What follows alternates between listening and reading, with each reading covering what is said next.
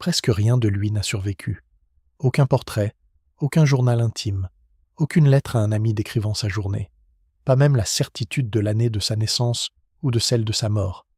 Et pourtant, cet homme, qui n'a laissé derrière lui presque aucune trace de son existence personnelle, a créé quelque chose d'une telle puissance que chaque être humain instruit, pendant les 2000 années qui ont suivi, connaît son nom, Euclide d'Alexandrie, le père de la géométrie, l'auteur du manuel scolaire le plus réussi jamais écrit. Mais voici ce qui rend son histoire plus étrange que vous ne le pensez. Nous allons reconstruire la vie de quelqu'un dont nous savons presque tout ignorer. Il y a quelque chose de profondément paradoxal dans cette situation. Plus nous cherchons Euclide l'homme, plus il nous échappe. Les rares anecdotes qui nous sont parvenues à travers les siècles sont rapportées par des auteurs qui écrivaient eux-mêmes des siècles après sa mort. On ne sait pas s'il était grand ou petit, gras ou mince, sévère ou jovial. On ignore s'il avait une famille, s'il aimait la musique, s'il se promenait au bord de la mer en contemplant les étoiles. Ce que nous savons, en revanche, c'est ce qu'il a construit, et ce qu'il a construit a traversé les âges avec une solidité que peu d'œuvres humaines peuvent revendiquer. Nous allons marcher à travers l'Alexandrie antique quand elle était la capitale intellectuelle du monde. Nous allons assister à la création d'un livre qui allait survivre aux empires. Et nous allons découvrir pourquoi un homme qui n'avait probablement jamais cherché la célébrité a fini par façonner la pensée humaine plus profondément que la plupart des rois ou des conquérants ne l'ont jamais fait. Le défi n'est pas seulement que les preuves sont minces, c'est que ce que nous avons soulève plus de questions qu'il n'apporte de réponses. Pourquoi son chef-d'œuvre a-t-il survécu quand tant d'autres ont disparu? Qu'est-ce qu'il y avait dans ce mathématicien particulier, dans cette ville particulière, qui lui a permis de saisir quelque chose d'éternel? Les réponses ne se trouvent pas dans de grands monuments ni dans des chroniques détaillées, mais dans des fragments, dans ce qui a été préservé par accident, dans l'ombre qu'il a projetée sur les mathématiques elles-mêmes. Laissez ces pensées vous accompagner doucement. Vous n'avez rien à retenir, rien à mémoriser. Laissez simplement l'histoire vous envelopper, comme on laisse une lumière douce éclairer une pièce obscure. Commençons par ce que nous savons réellement. Puis nous remplirons le monde autour de ces faits, jusqu'à ce qu'une vie émerge du silence. Alexandrie en 300 avant notre ère n'était pas simplement un autre port méditerranéen. Elle avait à peine 30 ans, et elle était déjà en train de devenir quelque chose sans précédent. Alexandre le Grand l'avait fondée lors de sa conquête de l'Égypte, la positionnant stratégiquement là où le delta du Nil rencontrait la mer. Mais Alexandre mourut jeune, et son empire se fragmenta. L'Égypte échut à l'un de ses généraux, Ptolémée, qui avait des ambitions plus grandes que simplement régner. Ptolémée voulait construire quelque chose qui survivrait à la conquête militaire. Il voulait qu'Alexandrie devienne le centre du savoir humain. Le moment était extraordinaire. La culture grecque était à son apogée. La philosophie, les mathématiques, la médecine, l'astronomie, tous ces domaines explosaient de nouvelles idées. Mais elles étaient dispersées dans des dizaines de cités-États et de colonies. Ptolémée vit une opportunité. Et si l'on pouvait rassembler les meilleurs esprits en un seul endroit? Et si l'on pouvait collecter tout le savoir humain sous un même toit? Imaginez la scène.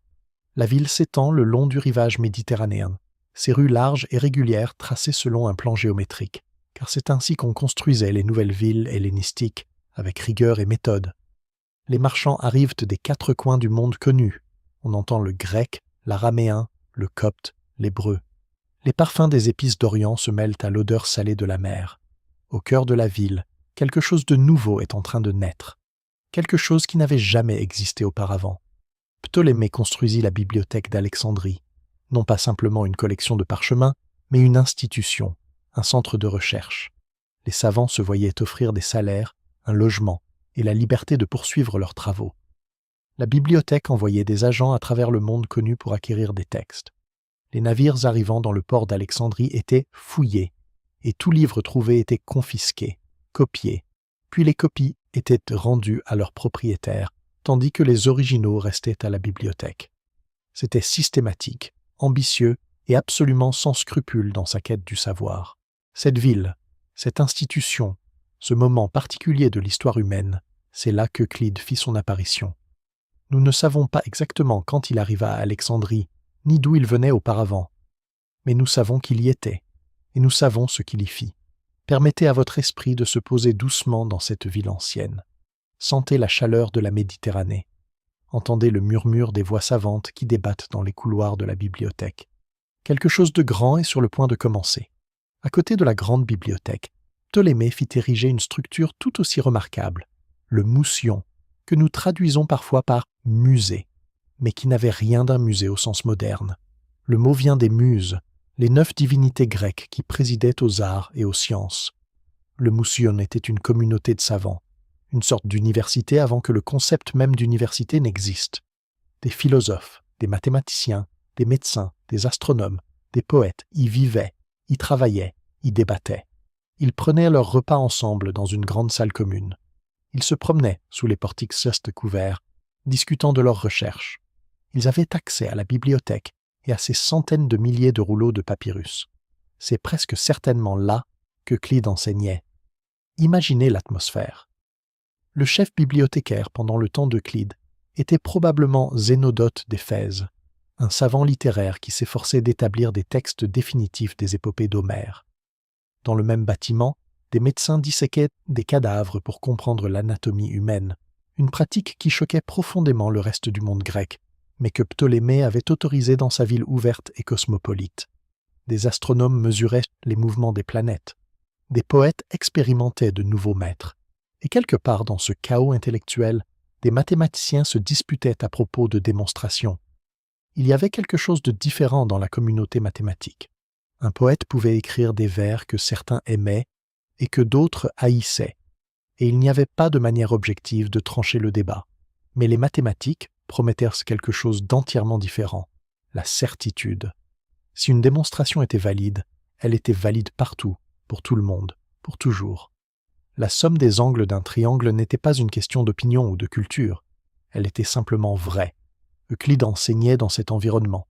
Nous avons une anecdote, peut-être apocryphe, peut-être authentique, qui nous dit quelque chose sur son caractère. Ptolémée lui-même, dit-on, lui aurait un jour demandé s'il existait un chemin plus court vers la géométrie que celui des éléments, et Euclide aurait répondu « Il n'y a pas de route royale vers la géométrie ». Une autre anecdote rapporte qu'un élève, après avoir appris la première démonstration, demanda « Mais qu'est-ce que je gagne à apprendre toutes ces choses ?» Euclide appela alors son esclave et lui dit « Donne-lui une pièce de monnaie, puisqu'il lui faut tirer profit de ce qu'il apprend. » Ces histoires, qu'elles soient vraies ou non, nous disent quelque chose. Elles se nous dépeignent un homme qui croyait profondément que le savoir avait sa propre valeur, indépendante de toute utilité pratique. Un homme qui pensait que l'effort en valait la peine, même, et peut-être surtout, quand le chemin était long et ardu. Laissez ces images vous accompagner, les portiques ensoleillés, le murmure des voix savantes, l'odeur du papyrus et de l'encre. Quelque part dans cette ville lumineuse, un homme est en train d'organiser la connaissance du monde.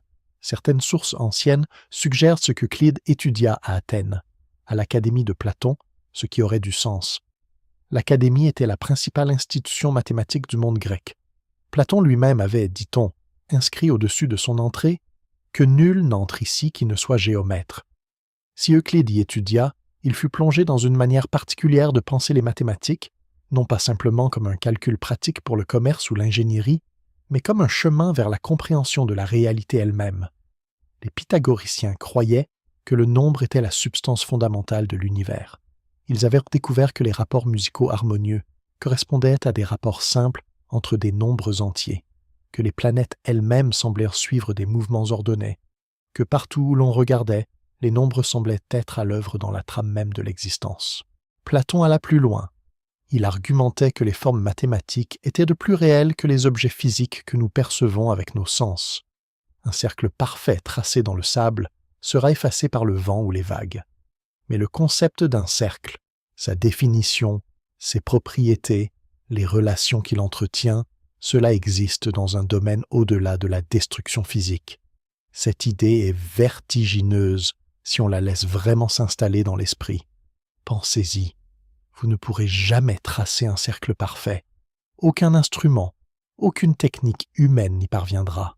Et pourtant, vous comprenez parfaitement ce qu'est un cercle. Vous en saisissez les propriétés avec une clarté absolue. Comment est-ce possible si le cercle parfait n'existe nulle part dans le monde physique? Platon aurait répondu que le cercle parfait existe dans le monde des formes. un royaume de réalités éternelles et immuables, dont notre monde physique n'est qu'une ombre imparfaite. Et les mathématiques, pour Platon, étaient la discipline qui nous permettait d'accéder à ce monde supérieur, non pas avec nos yeux ou nos mains, mais avec notre raison. Ce cadre philosophique allait façonner tout ce qu'Euclide écrirait plus tard, car les éléments ne sont pas simplement un manuel de technique géométrique, ils sont une démonstration, peut-être la plus convaincante jamais produite, que la raison humaine, correctement appliquée, peut saisir des vérités éternelles, que nous pouvons, à partir de quelques hypothèses simples et évidentes, construire pas à pas un édifice de connaissances si solide qu'aucune force physique ne peut l'ébranler. C'est cette ambition qui rend les éléments si extraordinaires. Ce n'est pas seulement de la géométrie, c'est une affirmation sur la nature de la connaissance humaine. C'est la preuve que nous pouvons atteindre la certitude absolue dans au moins un domaine. Laissez cette idée reposer doucement dans votre esprit. La certitude absolue.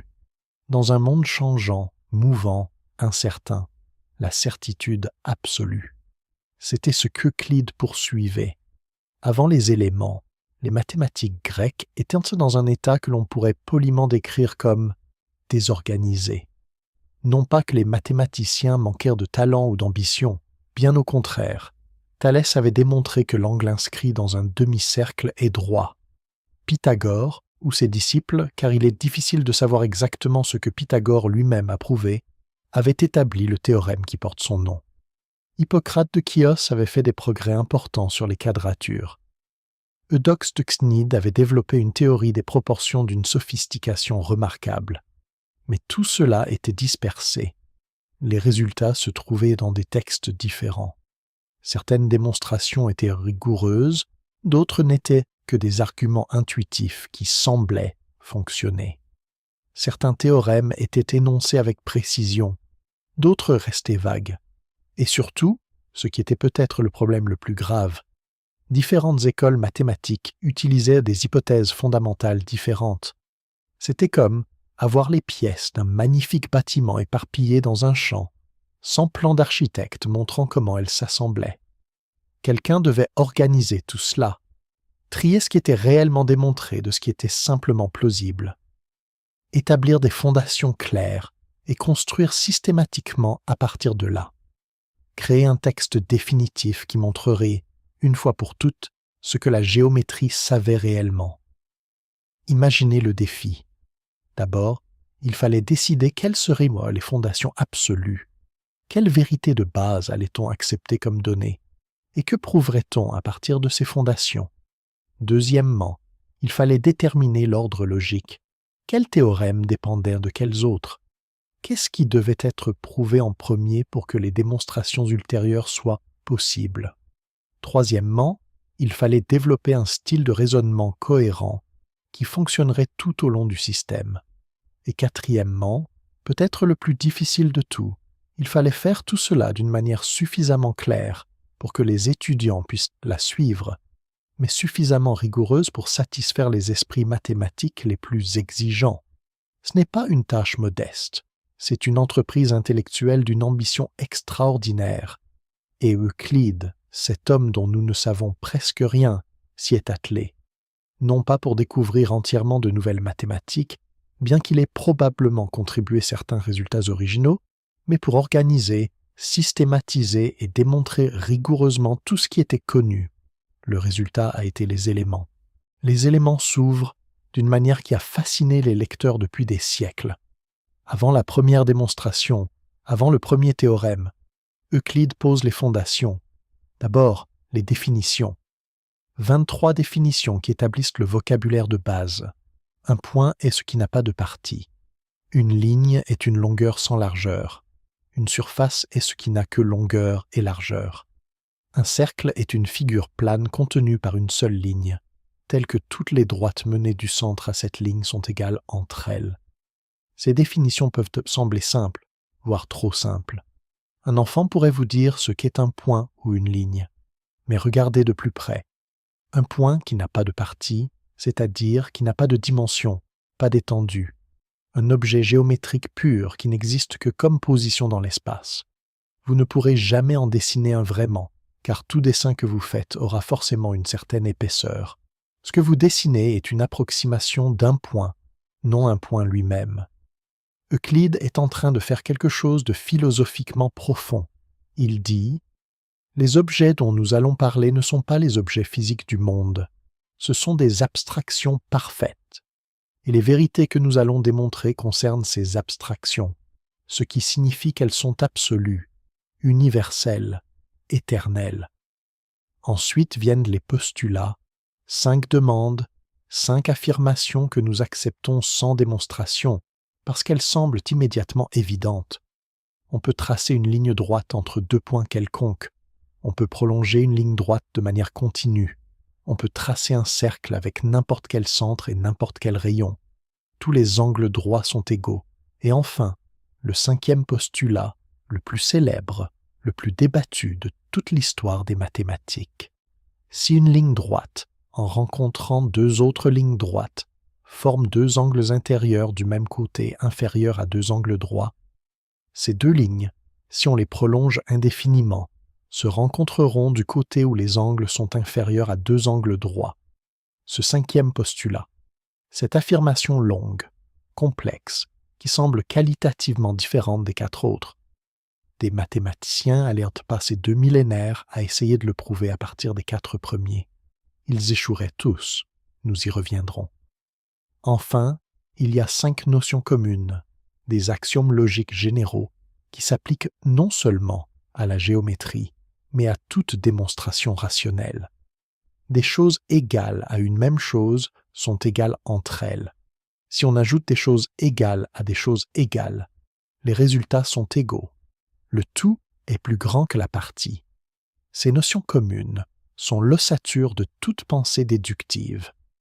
Euclide les pose non pas parce qu'elles sont nouvelles ou surprenantes, mais parce qu'il veut que tout soit explicite. Rien ne doit être supposé tacitement. Tout ce qui est utilisé dans les démonstrations doit apparaître dans les fondations. C'est une leçon de rigueur intellectuelle qui a traversé les siècles. Si vous voulez vraiment comprendre quelque chose, rendez vos hypothèses explicites. Ne laissez rien de caché dans l'obscurité. Le premier livre des éléments est en lui-même un chef-d'œuvre de construction intellectuelle. Il couvre la géométrie du plan, les triangles, les droites parallèles, les parallélogrammes, et il culmine dans l'une des démonstrations les plus célèbres de toute l'histoire des mathématiques, le théorème de Pythagore. Mais ce qui est remarquable dans ce premier livre, ce n'est pas seulement ce qu'il prouve, c'est comment il le prouve et dans quel ordre. Euclide commence par les constructions les plus simples. La première proposition, la toute première, demande de construire un triangle équilatéral sur un segment de droite donné. C'est simple. Tracez un cercle de rayon AB centré en A, un autre de même rayon centré en B. Ils se coupent en un point C. Le triangle ABC est équilatéral. CQFD. C'est une démonstration si simple qu'elle semble presque triviale. Mais remarquez ce que Euclide fait. Il ne dit pas simplement « c'est évident ». Il montre comment construire le triangle étape par étape en utilisant uniquement les outils autorisés, la règle non graduée et le compas, et il justifie chaque étape en faisant référence aux définitions et aux postulats. Chaque proposition qui suit s'appuie sur les propositions précédentes. Rien n'est supposé. Rien n'est glissé sous le tapis. L'édifice monte, pierre par pierre, avec une logique implacable. Et puis, à la proposition 47, après 46 propositions qui préparent le terrain, vient le théorème de Pythagore. Dans tout triangle rectangle, le carré de l'hypoténuse est égal à la somme des carrés des 2 autres côtés. La démonstration d'Euclide est un tour de force. Elle utilise des propriétés des parallélogrammes, des propriétés des triangles, des résultats établis dans les propositions précédentes, et elle les assemble en une chaîne de raisonnement d'une élégance et d'une solidité absolue. Ce que Pythagore avait peut-être intuité, ou démontré de manière moins rigoureuse, Euclide le prouve maintenant avec une rigueur qui ne laisse aucune place au doute. La proposition 48, la dernière du premier livre, est la réciproque du théorème de Pythagore. Si dans un triangle, le carré d'un côté est égal à la somme des carrés des deux autres côtés, alors l'angle opposé au premier côté est un angle droit. Le bouclage est parfait. Pensez à ce que représente cette structure. Euclide ne se contente pas de prouver des théorèmes. Il construit un système dans lequel chaque résultat soutient les autres. Il construit une toile de connaissances si serrée qu'il est impossible d'en enlever un fil sans que l'ensemble se défasse. C'est la beauté de la géométrie euclidienne. Non pas la beauté d'une fleur sauvage qui naît par hasard, mais la beauté d'une cathédrale construite avec intention, plan et une patience infinie. Les éléments s'étendent sur 13 livres. Non pas des livres au sens moderne. C'étaient des rouleaux de papyrus, probablement plusieurs dizaines de rouleaux pour l'œuvre complète. Ensemble, ils forment une carte de l'ensemble des mathématiques que le monde grec avait développé jusqu'à ce point. Le premier livre, nous l'avons vu, couvre la géométrie plane de base.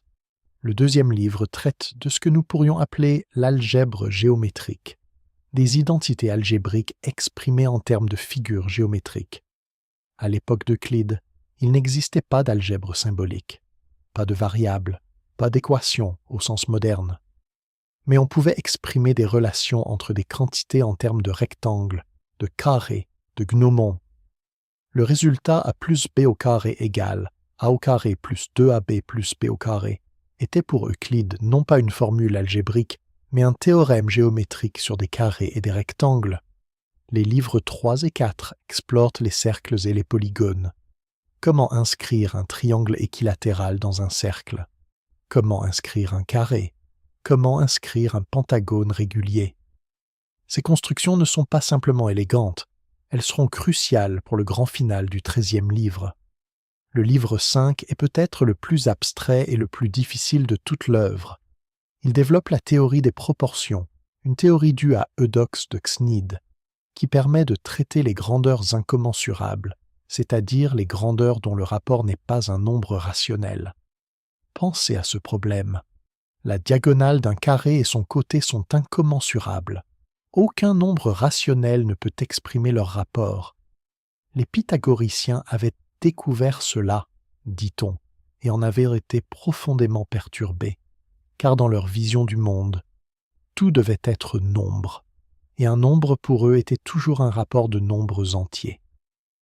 Eudoxe avait résolu ce problème en développant une théorie des proportions qui n'avait pas besoin de supposer que les grandeurs étaient incommensurables. Euclide reprend cette théorie dans le livre 5 et la présente avec une clarté et une rigueur qui allaient impressionner les mathématiciens pendant des siècles. Les livres 6 à 9 couvrent la géométrie plane des figures similaires, puis s'aventurent dans la théorie des nombres pairs et impairs, des nombres premiers, du plus grand commun diviseur, de la décomposition en facteurs premiers. Le livre 7 contient l'algorithme d'Euclide pour trouver le plus grand commun diviseur de deux nombres, un algorithme encore utilisé aujourd'hui dans les ordinateurs, plus de 2000 ans après qu'Euclide l'a formulé. C'est l'un des algorithmes les plus anciens encore en usage dans l'informatique moderne. Le livre 9 contient une démonstration magnifique, celle que les nombres premiers sont infinis. Non pas nombreux, non pas très nombreux, infinis. Il en existe une infinité. Cette démonstration est un joyau de simplicité et d'élégance. Supposons qu'il n'en existe qu'un nombre fini. Multiplions-les tous ensemble et ajoutons 1. Ce nouveau nombre, ou bien ce premier lui-même, ou bien un diviseur premier qui n'était pas dans notre liste. Dans les deux cas, notre liste était incomplète. Contradiction. Les nombres premiers sont donc infinis. Et enfin, le 13e livre, le couronnement de l'œuvre entière. Euclide y construit les 5 solides réguliers, les solides de Platon, le tétraèdre, le cube, l'octaèdre, le dodécaèdre et l'icosaèdre. Et il démontre quelque chose de profond. Il ne peut exister que 5 solides réguliers convexes. 5, et pas plus. L'œuvre s'arrête là, sur cette limite, sur cette complétude. 5 solides réguliers, ni moins ni plus. L'univers a cette forme, et pas une autre. Il y a quelque chose de particulier qui se passe dans l'esprit lorsqu'on comprend une démonstration mathématique. Ce n'est pas comme lire un roman ou écouter de la musique. c'est plus proche de la vision, un moment où quelque chose qui était obscur devient soudainement lumineux, où une connexion invisible se révèle avec une clarté éblouissante. Les mathématiciens ont un mot pour les démonstrations qui provoquent cet effet, élégante. Une démonstration élégante est une démonstration qui atteint son but par le chemin le plus court et le plus inattendu, qui utilise exactement ce dont elle a besoin, et rien de plus, qui révèle pourquoi un théorème est vrai plutôt que simplement qu'il est vrai. Les éléments sont remplis de telles démonstrations. Prenons la démonstration qu'il existe une infinité de nombres premiers. Sa beauté réside dans sa concision et dans l'audace de son approche. Pour prouver que quelque chose est infini, Euclide suppose le contraire, qu'il n'en existe qu'un nombre fini, et montre que cette supposition mène à une contradiction. Ce raisonnement par l'absurde, la reductio ad absurdum, est l'un des outils les plus puissants de l'arsenal mathématique, et Euclide l'utilise avec une économie parfaite. Ou prenez la démonstration du théorème de Pythagore dans les éléments. Il existe des centaines de démonstrations de ce théorème. Certains disent que plus de 400 ont été publiées au fil des siècles. La démonstration d'Euclide n'est pas la plus simple de toutes, mais elle a quelque chose de particulier. Elle est visuelle, constructive, presque tactile. On voit les carrés se déformer, les triangles se déplacer, et quelque chose qui semblait être un mystère devient soudainement évident. Il y a aussi des démonstrations dans les éléments qui semblent vouloir nous dire quelque chose sur la nature du monde lui-même. La démonstration que la racine carrée de 2 est irrationnelle, qu'il existe des grandeurs qui ne peuvent pas être exprimées comme des rapports de nombres entiers, est d'une beauté presque mélancolique. Elle dit « Le monde est plus complexe que vous ne le pensez. Même quelque chose d'aussi simple que la diagonale d'un carré de côté en échappe à la description simple. Les pythagoriciens, dit-on, furent si perturbés par cette découverte qu'ils essayèrent de la garder secrète. Ils croyaient que tout l'univers était nombre, et voilà qu'il y avait des grandeurs qui n'étaient pas des nombres rationnels. C'était une fissure dans leur vision du monde. Euclide, lui, ne se trouble pas. Il présente le résultat froidement, rigoureusement, avec la même sérénité qu'il présente tout le reste. C'est ainsi que les choses sont. La démonstration le montre. Acceptons-le et continuons. Il y a quelque chose de profondément stoïcien dans cette attitude. Le monde est comme il est. La raison nous permet de le voir clairement. Ne vous débattez pas contre la réalité. Comprenez-la. Cette sérénité, cette paix que la compréhension apporte, c'est peut-être le cadeau le plus durable qu'Euclide nous a fait. Non pas simplement des théorèmes, mais une façon d'être face à la complexité du monde, calmement, rigoureusement, avec confiance en la raison humaine. Il est temps de parler du 5e postulat, de cette affirmation qui a hanté les mathématiciens pendant 2 millénaires, du problème qui allait finalement, bien après la mort d'Euclide, révolutionner notre compréhension de l'espace lui-même. Rappelez-vous les 4 premiers postulats. On peut tracer une ligne droite entre 2 points. On peut prolonger une ligne droite. On peut tracer un cercle.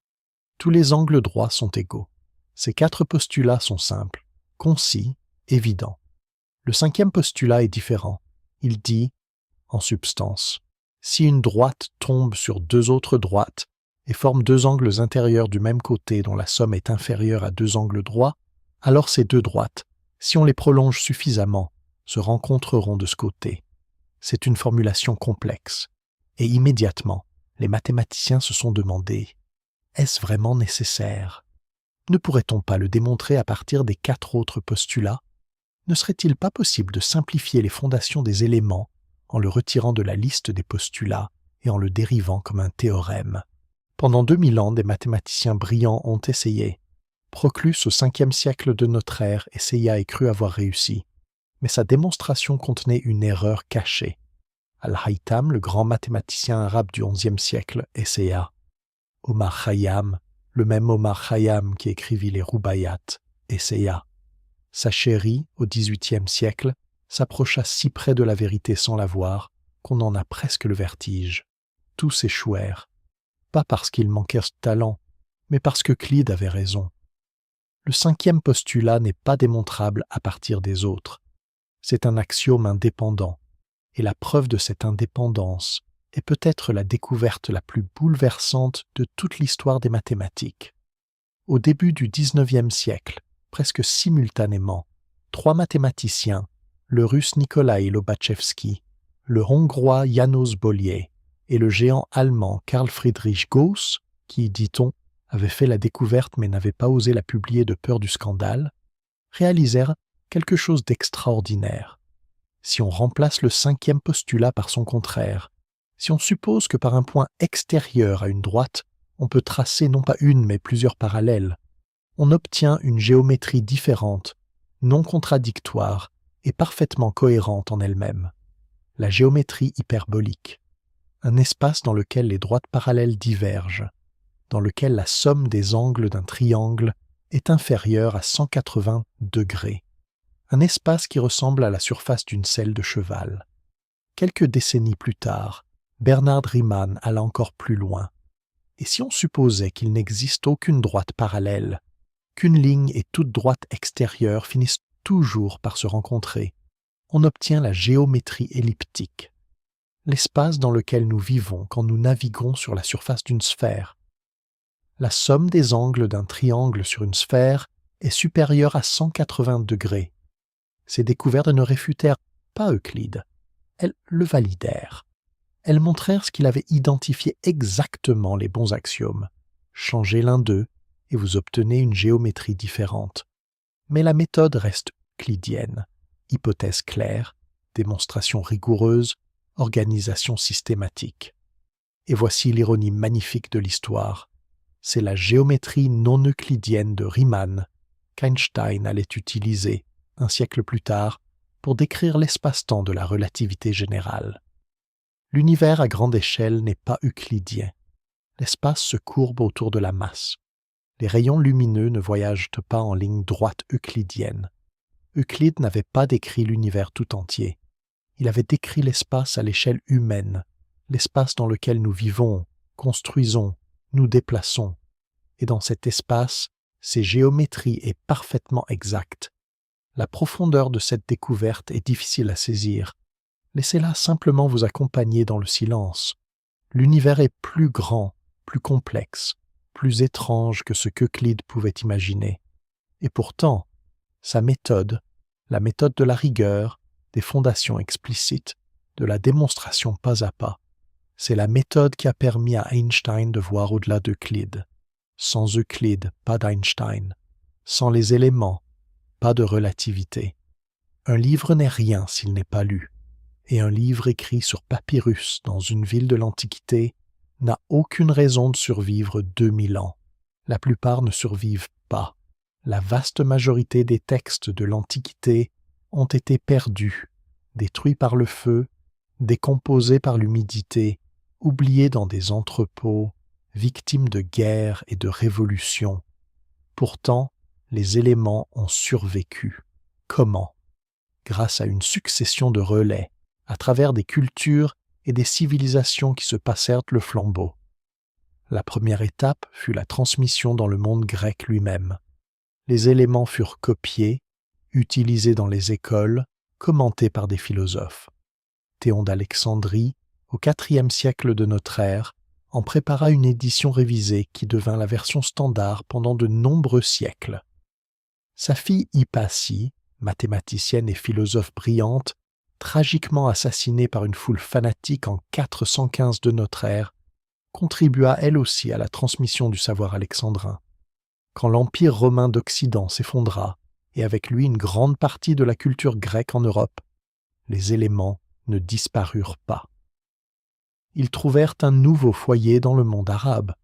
Au 8e et 9e siècle, les califes abbassides de Bagdad entreprirent l'un des projets de traduction les plus extraordinaires de l'histoire. Des centaines de textes grecs, philosophiques, scientifiques, mathématiques, furent traduits en arabe. Les éléments furent traduits au moins 5 fois, par différents traducteurs, chacun cherchant à améliorer la précision et la clarté de la version précédente. Les mathématiciens arabes ne se contentèrent pas de copier Euclide. Ils le commentèrent, le débattirent, l'enrichir. Al-Kindi, Al-Farabi, Avicenne, Omar Khayyam, tous s'engagèrent profondément avec les éléments. C'est dans ce contexte que le 5e postulat fut le plus intensément scruté pour la première fois. Et puis, à partir du XIIe siècle, les textes arabes commencèrent à être traduits en latin. L'Europe redécouvrait la pensée grecque, filtrée et enrichie par des siècles de commentaires arabes. Gérard de Crémone traduisit les éléments de l'arabe au latin en 1120. D'autres traductions suivirent. Les éléments devinrent le fondement de l'enseignement mathématique dans les universités médiévales. Oxford, Paris, Bologne, partout où l'on enseignait les arts libéraux, les éléments faisaient partie du programme. Ils s'appelaient simplement Euclide, comme si le livre et l'homme n'en faisaient qu'un. Avec l'invention de l'imprimerie, les éléments furent parmi les premiers textes mathématiques à être imprimés. Une édition latine parut à Venise en 1482, moins de 30 ans après la Bible de Gutenberg. Et les éditions se succédèrent en latin, en grec, en anglais, en français, en allemand, dans toutes les langues d'Europe et au-delà. Cette chaîne de transmission est elle-même une œuvre humaine extraordinaire. À chaque maillon, des hommes et des femmes qui croyaient que ce texte avait quelque chose d'important à transmettre et qui consacrèrent leurs efforts à le préserver et à le passer à la génération suivante. C'est une forme de gratitude qui traverse les siècles, une reconnaissance que certaines idées sont trop précieuses pour être perdues. Il est impossible de raconter l'histoire des éléments sans s'arrêter longuement sur le rôle du monde islamique médiéval. Car c'est là, pendant plusieurs siècles, que les mathématiques euclidiennes furent non seulement préservées, mais activement développées et enrichies. Bagdad, au IXe siècle, était peut-être la ville la plus intellectuellement vivante du monde.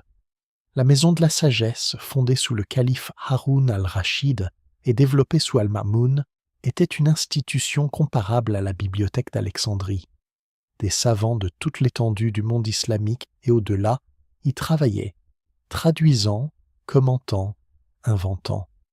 Al-Khwarizmi, dont le nom a donné le mot « algorithme », y développa l'algèbre, une discipline qui allait d'une certaine manière accomplir ce qu'Euclide avait fait pour la géométrie, donner un cadre rigoureux à un ensemble de techniques auparavant dispersées.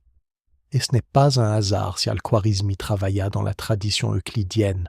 Il connaissait les éléments, il en avait assimilé la méthode. Ibn al-Haytham, connu en Occident sous le nom latinisé d'Al-Hazn, contribua à l'optique, à l'astronomie et tenta de prouver le 5e postulat. Ses travaux sur la vision et la lumière préfigurent de manière frappante les théories modernes de l'optique. Et sa méthode était résolument euclidienne, partir de principes clairs, progresser par démonstrations rigoureuses. Omar Khayyam, que les lecteurs occidentaux connaissent surtout comme le poète du Rubaiyat, était aussi un mathématicien et astronome de premier plan. Il contribua à la théorie des équations cubiques, développa un calendrier solaire d'une précision remarquable et s'attaqua lui aussi au problème du 5e postulat. Sa discussion des géométries alternatives préfigure, de manière étonnante, les développements du XIXe siècle, sans pour autant en tirer les mêmes conclusions révolutionnaires. Ce qui unit tous ces penseurs, c'est le rapport profond qu'ils entretiennent avec Euclide. Ils ne le révèrent pas aveuglément, ils le lisent, le commentent, le critiquent, s'appuient sur lui pour aller plus loin. Ils ont compris que la grandeur d'Euclide n'est pas dans ses théorèmes particuliers.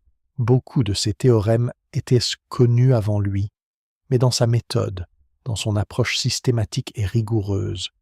Et cette méthode, il l'applique à des domaines nouveaux, à l'optique, à l'astronomie, à l'algèbre. Partout où l'on peut espérer atteindre la certitude par la raison, la méthode euclidienne peut être appliquée. Il y a quelque chose de beau dans cette idée. Une méthode née à Alexandrie, il y a 2300 ans, voyage vers l'Est, s'installe à Bagdad, y fleurit pendant des siècles, puis revient vers l'Ouest enrichi de nouvelles découvertes. Le savoir ne disparaît pas, il voyage, il se transforme, il s'enrichit. Et pendant tout ce temps, les éléments restent au centre, l'œuvre autour de laquelle tout le reste s'organise, le point de référence que tout mathématicien sérieux doit connaître. Quand les éléments revinrent en Europe, d'abord dans des traductions latines de l'arabe, puis dans des éditions grecques directes, ils arrivèrent dans un monde en train de changer radicalement. La Renaissance européenne n'était pas seulement une redécouverte de l'art et de la littérature antique, c'était une redécouverte de la pensée rigoureuse. Et nulle part cette rigueur n'était plus palpable que dans les mathématiques euclidiennes. Les artistes de la Renaissance, Alberti, Piero della Francesca, Léonard de Vinci, utilisèrent la géométrie euclidienne pour développer la perspective linéaire. La règle et le compas, les outils d'Euclide, devinrent les outils de l'atelier. Comment représenter sur une surface plane un espace tridimensionnel? La réponse était mathématique, et cette mathématique était euclidienne. Léonard de Vinci possédait une copie des éléments et les étudiait intensément.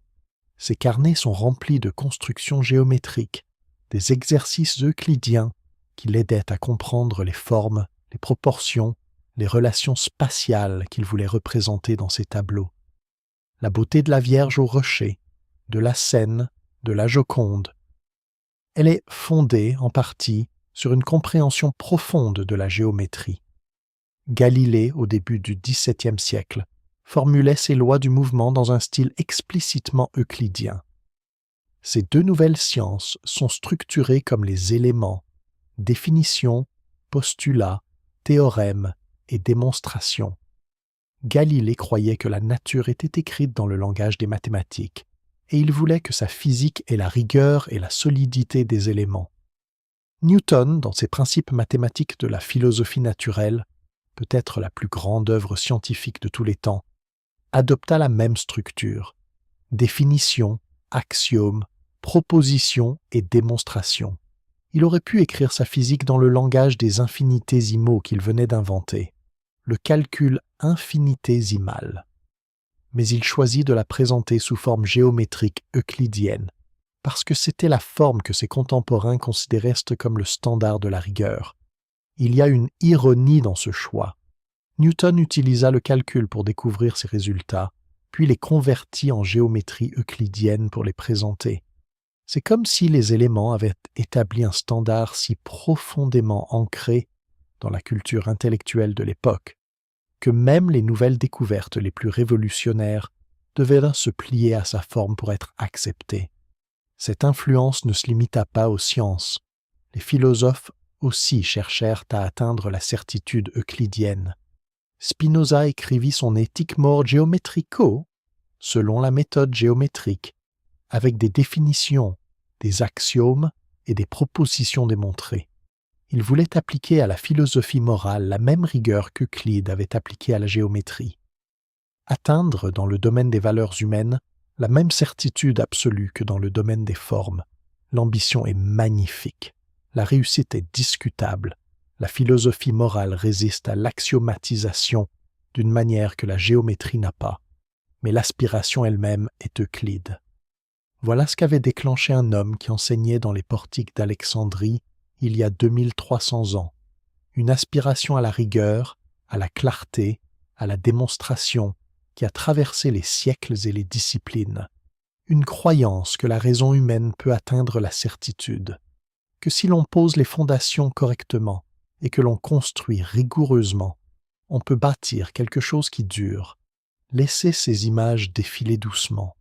Léonard tenant son compas, Galilée observant les étoiles, Newton courbé sur ses calculs, tous, d'une manière ou d'une autre, les héritiers d'Euclide. Pendant des siècles, apprendre la géométrie voulait dire apprendre Euclide. Non pas étudier la géométrie inspirée d'Euclide ou apprendre des principes euclidiens, mais Euclide lui-même, directement, les propositions dans leur ordre original, les démonstrations telles qu'il les avait formulées.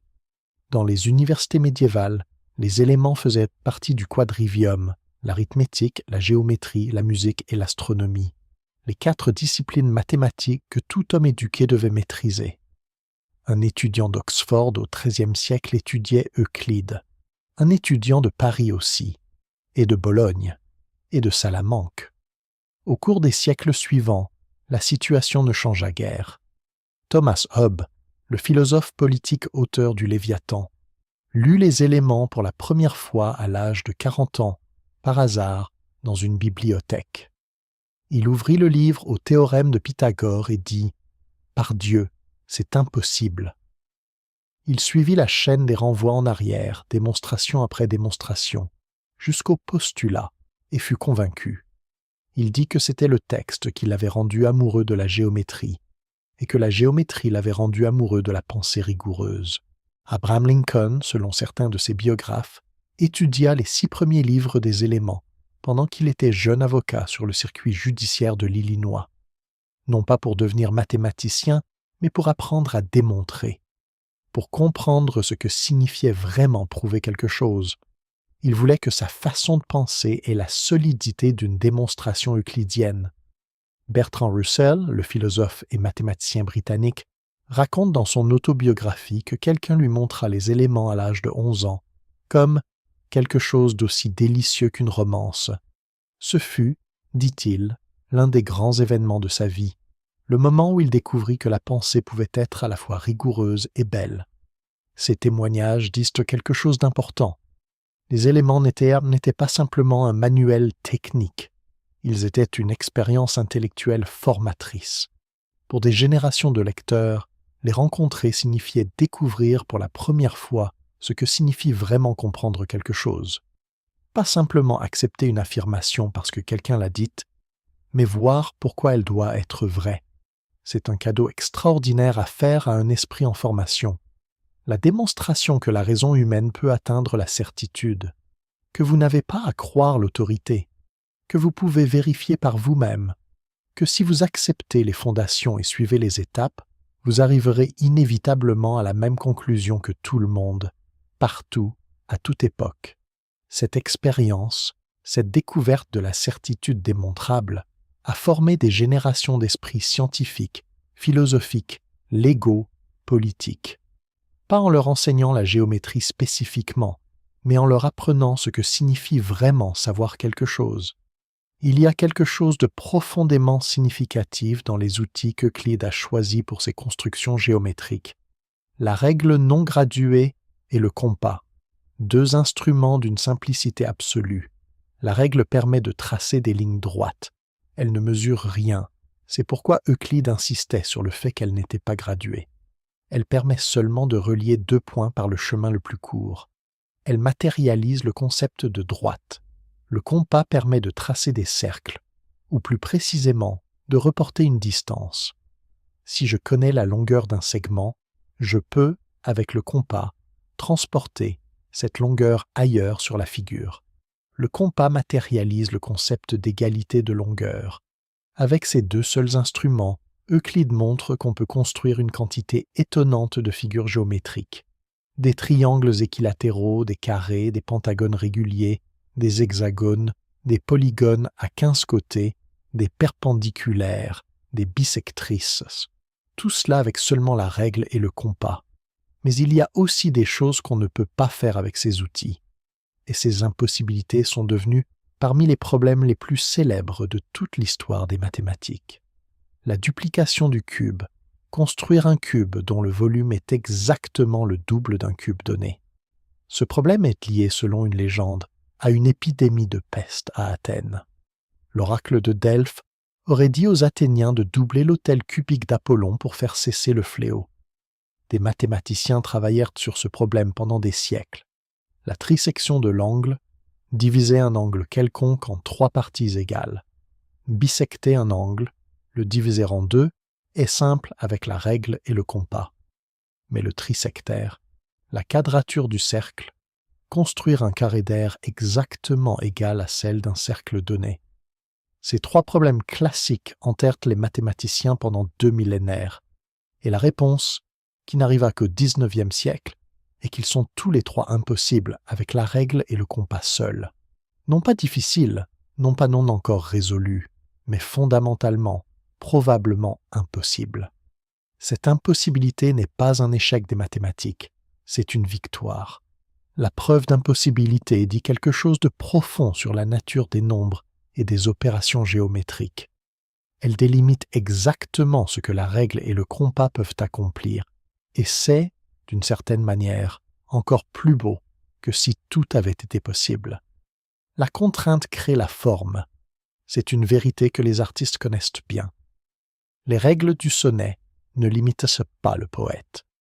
Elles lui donnent une structure dans laquelle la créativité peut s'épanouir.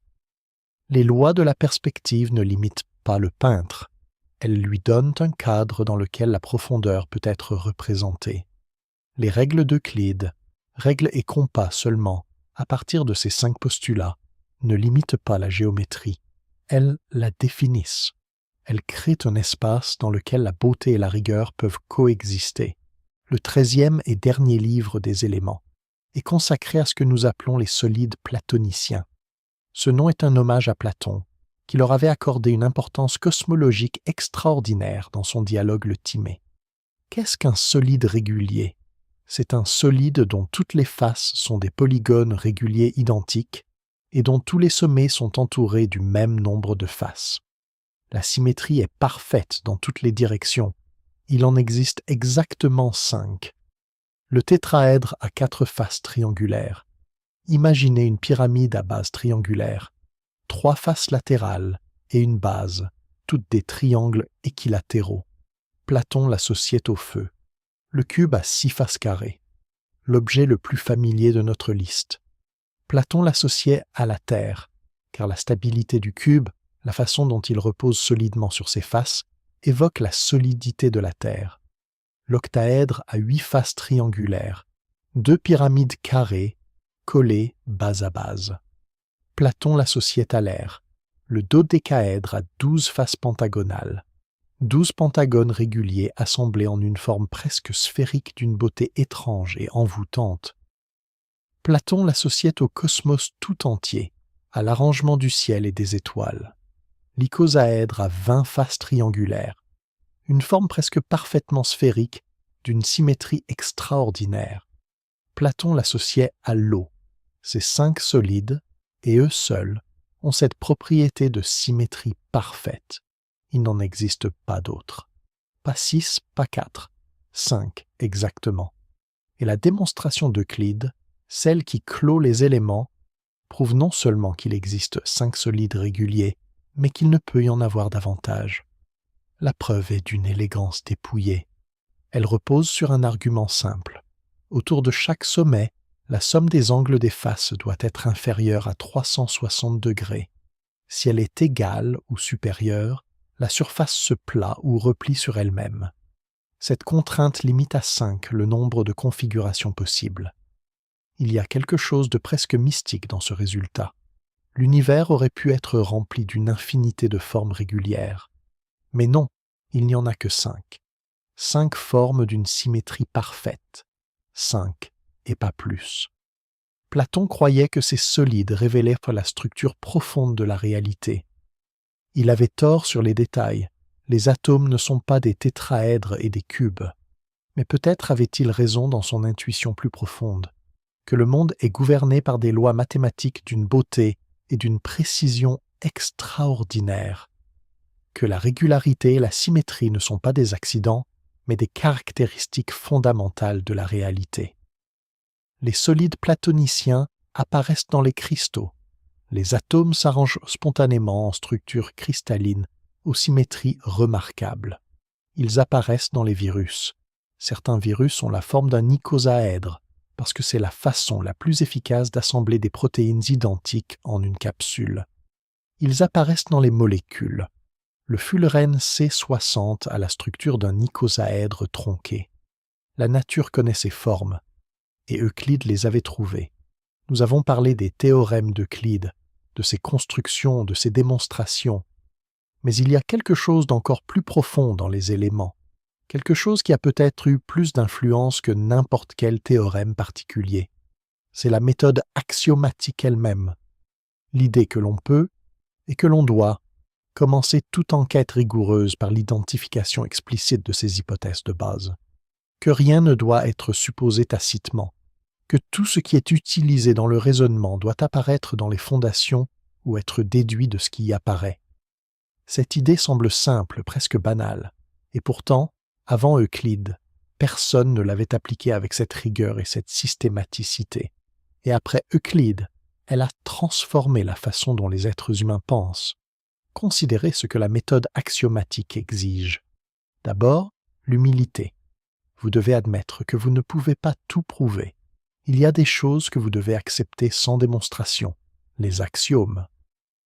Choisir ces axiomes est un acte de jugement, pas de démonstration. Vous essayez de choisir des choses si évidentes, si fondamentales, que personne ne peut raisonnablement les contester. Ensuite, la transparence.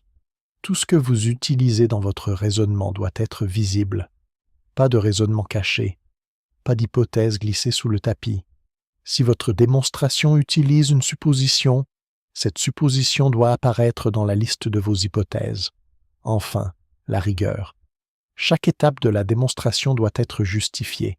Pas de saut logique, pas de « il est évident que », pas de « le lecteur peut facilement vérifier ». Chaque pas doit être explicitement fondé sur ce qui précède. Ces exigences semblent austères, et elles le sont d'une certaine façon, mais elles créent quelque chose de précieux, un raisonnement que tout le monde peut vérifier, que n'importe qui, n'importe où, n'importe quand peut suivre étape par étape et confirmer. La démonstration est publique, partageable, contrôlable. C'est exactement le contraire du raisonnement d'autorité. Ne croyez pas parce que je le dis. Vérifiez vous-même. Voici les hypothèses. Voici les étapes. Voici la conclusion. Si vous acceptez les hypothèses et suivez les étapes, vous arriverez à la même conclusion. Cette démocratisation de la vérité est peut-être le cadeau le plus révolutionnaire d'Euclide. Pas à la géométrie spécifiquement, mais à la pensée humaine en général. Les sciences modernes sont fondées sur ce principe. Les articles scientifiques décrivent leurs méthodes en détail, précisément pour que d'autres chercheurs puissent reproduire les expériences et vérifier les résultats.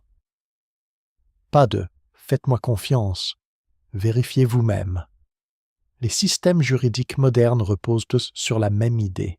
Les preuves doivent être présentées, le raisonnement doit être explicite. Les décisions doivent être justifiées. Pas d'autorité arbitraire, de la transparence et de la rigueur. Même la démocratie, d'une certaine façon, porte l'empreinte euclidienne.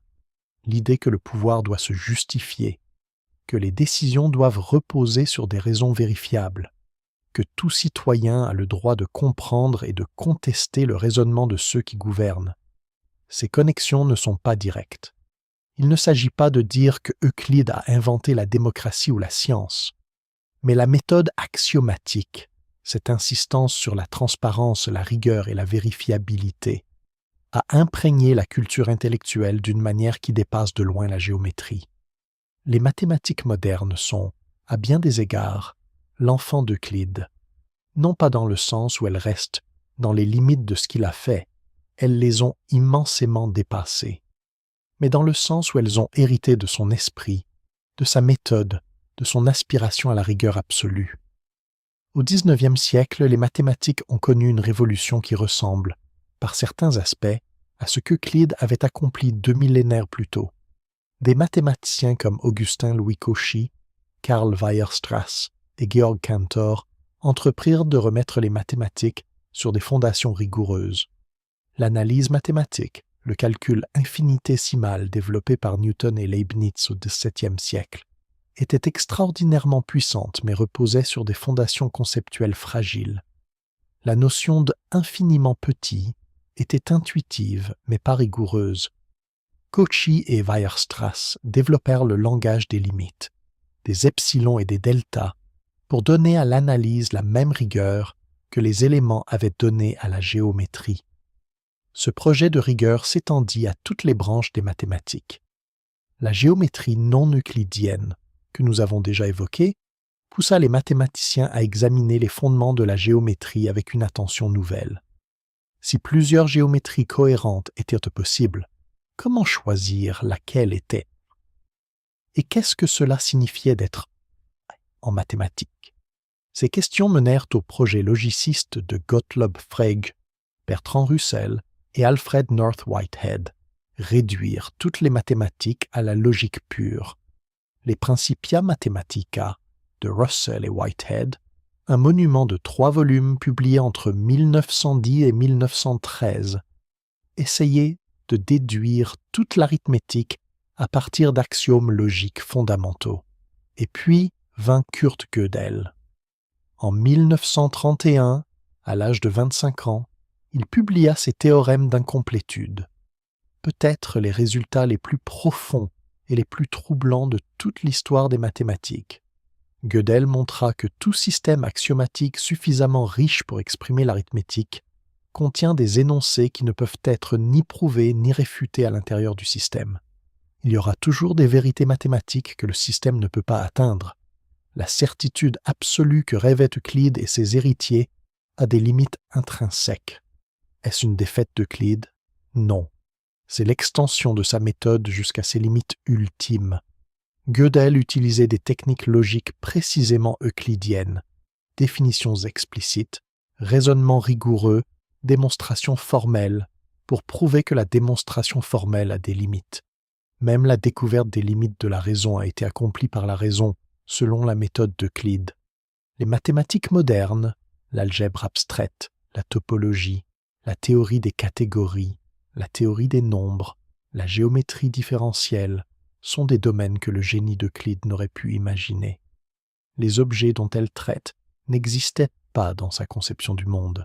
Et pourtant, chaque article de mathématiques modernes commence par des définitions, pose des axiomes, démontre des théorèmes, cite les propositions précédentes sur lesquelles il s'appuie. L'A, D, N d'Euclide est là, dans chaque page. Les mathématiciens modernes font de l'euclidien, même quand ils traitent d'objets qu'Euclide n'a jamais conçus. Le contenu a changé. La méthode demeure. C'est l'héritage le plus profond. Non pas des théorèmes particuliers, mais une façon de faire des mathématiques. Un standard de rigueur. Une conception de ce que signifie vraiment savoir quelque chose. Il serait réducteur d'imaginer Euclide seul dans sa bibliothèque, isolé du monde, sans interlocuteurs ni rivaux. Alexandrie était une ville bouillonnante d'intelligence, et si Euclide en fut peut-être le premier grand mathématicien, il ne fut certainement pas le dernier. Quelques décennies après lui, peut-être encore de son vivant, si les dates que nous conjecturons sont exactes, une autre étoile allait se lever sur la cité, Archimède de Syracuse.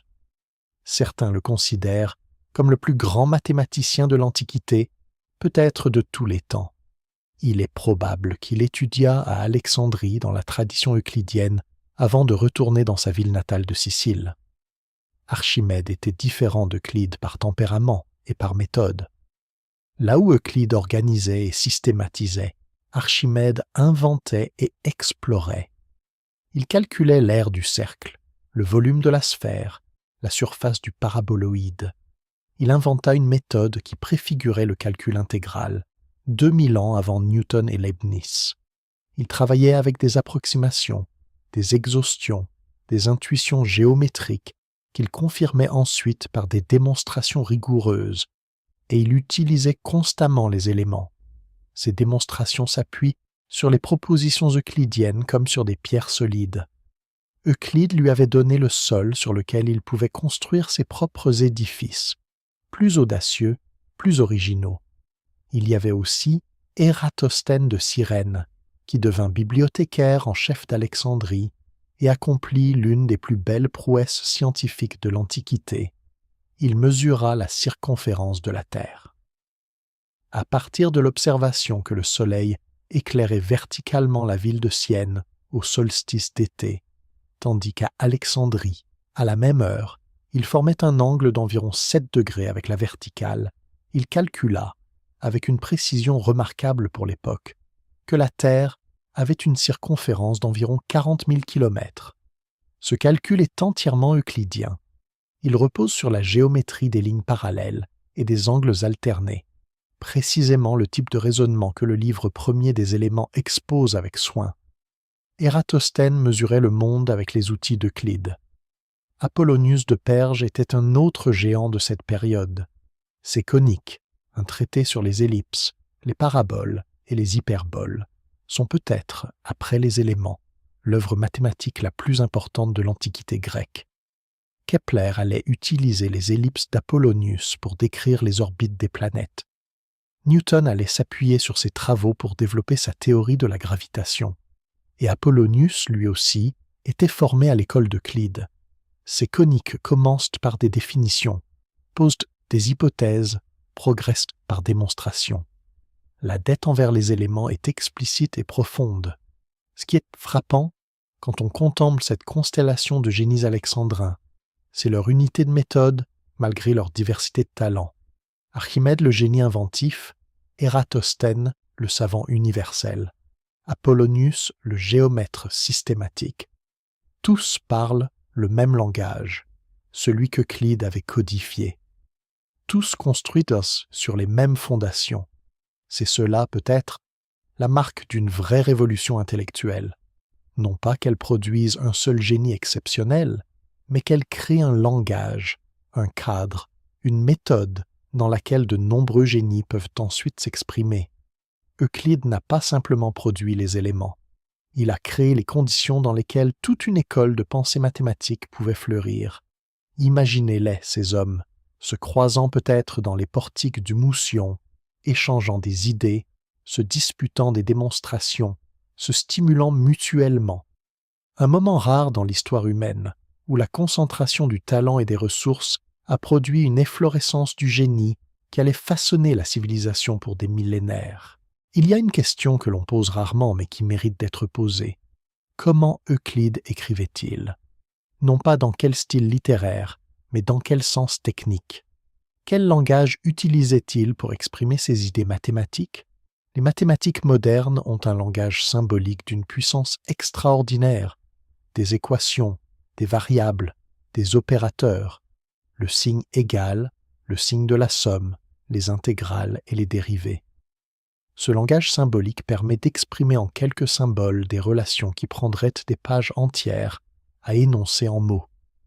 Euclide n'avait rien de tel. Il n'y avait pas d'algèbre symbolique, pas de notation moderne.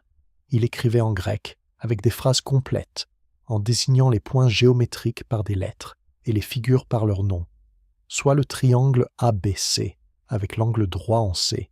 Je dis que le carré sur AB est égal à la somme des carrés sur BC et CA. Ce style peut sembler lourd comparé à la concision de nos notations modernes, et pourtant, il a une qualité que nos symboles n'ont pas toujours, la clarté absolue sur ce dont on parle. Les symboles mathématiques modernes sont puissants, mais peuvent obscurcir le sens. On peut manipuler des équations sans vraiment comprendre ce qu'elles représentent. Le langage d'Euclide oblige à nommer les choses, à les voir. Chaque proposition des éléments suit un schéma rigoureux. D'abord l'énoncé général, ce que l'on veut démontrer en termes abstraits. Puis la mise en place. On introduit une figure concrète, on nomme les points, on instancie le théorème général dans ce cas particulier. Ensuite, la construction, si nécessaire, on ajoute des points, des droites, des cercles à la figure pour préparer la démonstration. Puis la démonstration proprement dite, le raisonnement, étape par étape, avec justification de chaque pas. Enfin la conclusion, ce qu'il fallait démontrer. Cette structure est si bien conçue qu'elle a été adoptée, avec des variantes, par les mathématiciens pendant plus de 2000 ans. Elle sépare clairement ce que l'on affirme de ce que l'on prouve, elle distingue le cas général du cas particulier, elle rend la démonstration vérifiable, reproductible. Et puis il y a les petites formules, les expressions récurrentes qui rythment les éléments comme un mantra. Je dis que il faut démontrer que ce qui est absurde, ce qui est impossible, ce qui était requis. Ces formules donnent aux éléments une musique particulière, une cadence reconnaissable qui traverse tout le texte. Les lecteurs des éléments, génération après génération, ont intériorisé cette musique. Ils ont appris non seulement les théorèmes, mais la façon de les présenter. Et quand ils ont écrit leurs propres œuvres mathématiques, ils ont repris cette structure, cette cadence, cet ordre. C'est ainsi que les langages se transmettent, non pas par décret, non pas par obligation, mais parce qu'ils sont bien faits, parce qu'ils fonctionnent, parce que quiconque apprend à penser dans ce langage découvre qu'il peut exprimer ses idées avec une précision et une clarté qu'aucun autre langage ne permettait. Euclide n'a pas inventé la logique, mais il a montré comment la logique pouvait s'incarner dans un texte. Comment on pouvait écrire le raisonnement rigoureux de telle sorte que chacun puisse le lire, le suivre, le vérifier. C'est un cadeau au langage lui-même, une démonstration que les mots, bien choisis et bien ordonnés, peuvent capturer des vérités éternelles. Il y a une histoire, peut-être légendaire, peut-être vraie, qui circule parmi les historiens des mathématiques. Elle concerne un disciple de Pythagore nommé Hippase de Métaponte. Hippase aurait découvert, ou peut-être révélé à des non-initiés, l'existence des grandeurs incommensurables. Et pour ce crime contre la doctrine pythagoricienne, il aurait été noyé en mer par ses propres frères de confrérie. L'histoire est probablement apocryphe, mais elle dit quelque chose de vrai sur le choc que représenta cette découverte dans le monde intellectuel grec.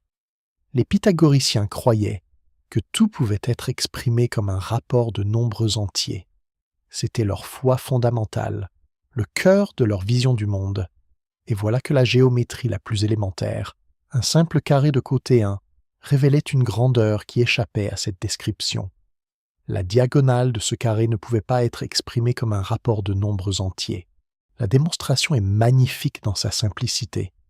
Supposons que la diagonale D du carré de côté soit un nombre rationnel, qu'elle puisse s'écrire comme P sur Q, où P et Q sont des entiers sans facteur commun. Par le théorème de Pythagore, D au carré vaut 2. Donc P au carré égale 2 fois Q au carré.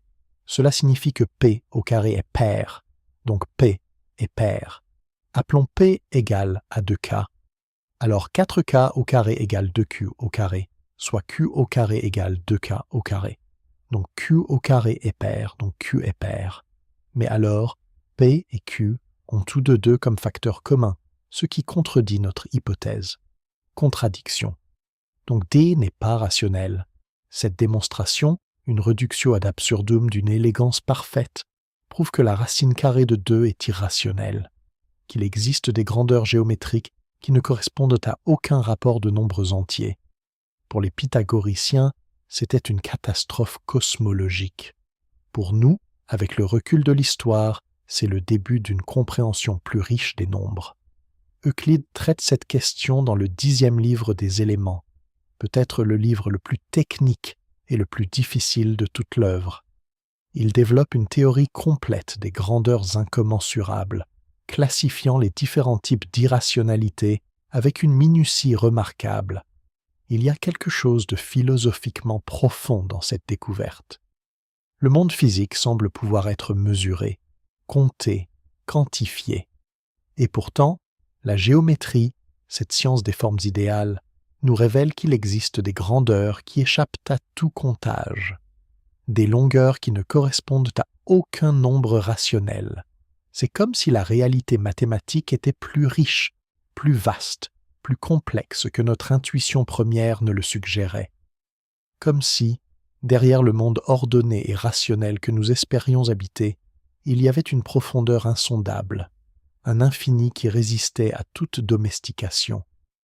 La racine carrée de 2, pi, le nombre d'or, des nombres qui se déploient en décimales infinies sans jamais se répéter, sans jamais s'arrêter. Des nombres qui ne peuvent jamais être exactement capturés, seulement approchés de plus en plus près.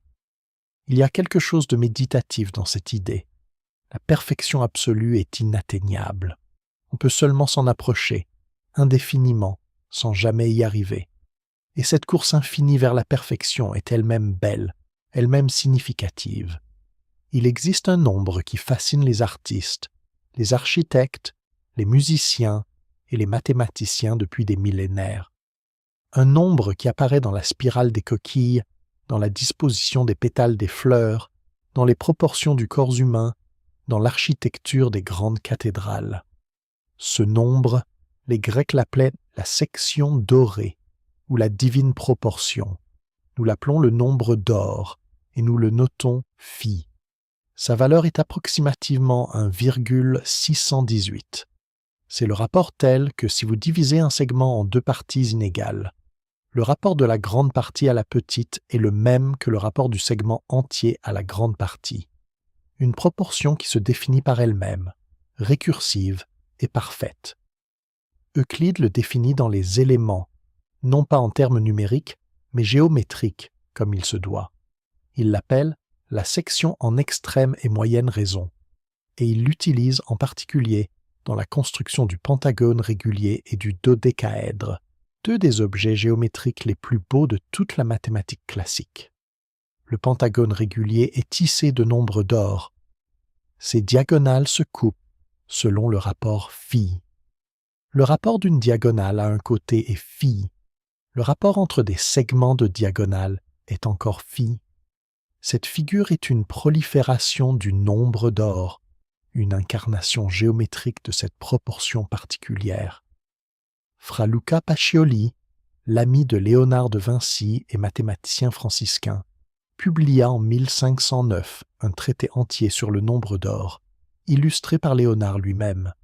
Il y voyait une manifestation de la perfection divine, un nombre qui transcendait le monde matériel pour toucher à quelque chose d'éternel. Léonard de Vinci dessinait l'homme de Vitruve, ce corps humain inscrit dans un cercle et un carré, avec une précision géométrique qui relève directement de la tradition euclidienne. Les proportions du corps humain, telles que les codifiait l'architecte romain Vitruve, étaient censées refléter les proportions mathématiques de l'univers.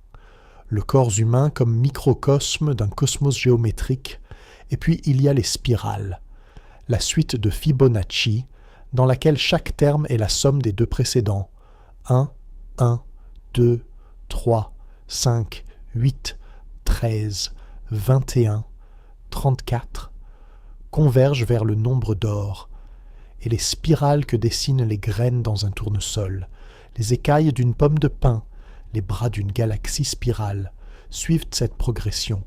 La nature, elle aussi, est euclidienne, non pas parce qu'elle suit consciemment des règles géométriques, mais parce que certaines proportions sont optimales, certaines formes sont stables, certaines structures permettent la croissance la plus efficace. La géométrie n'est pas imposée au monde naturel de l'extérieur. Elle émerge de l'intérieur comme une conséquence des lois physiques profondes. Euclide n'a pas inventé le nombre d'or, il l'a trouvé dans la géométrie où il se cachait depuis toujours. Et en le nommant, en le définissant rigoureusement, en montrant ses propriétés, il a permis aux générations suivantes de le reconnaître, de l'utiliser, de l'admirer. Il y a quelque chose de consolant dans cette idée. La beauté n'est pas arbitraire.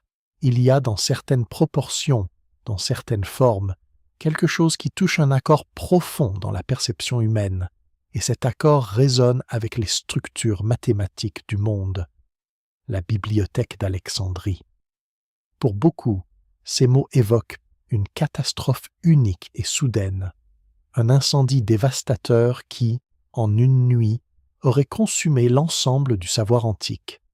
La réalité est à la fois plus complexe et plus mélancolique. La bibliothèque ne mourut pas en une seule nuit.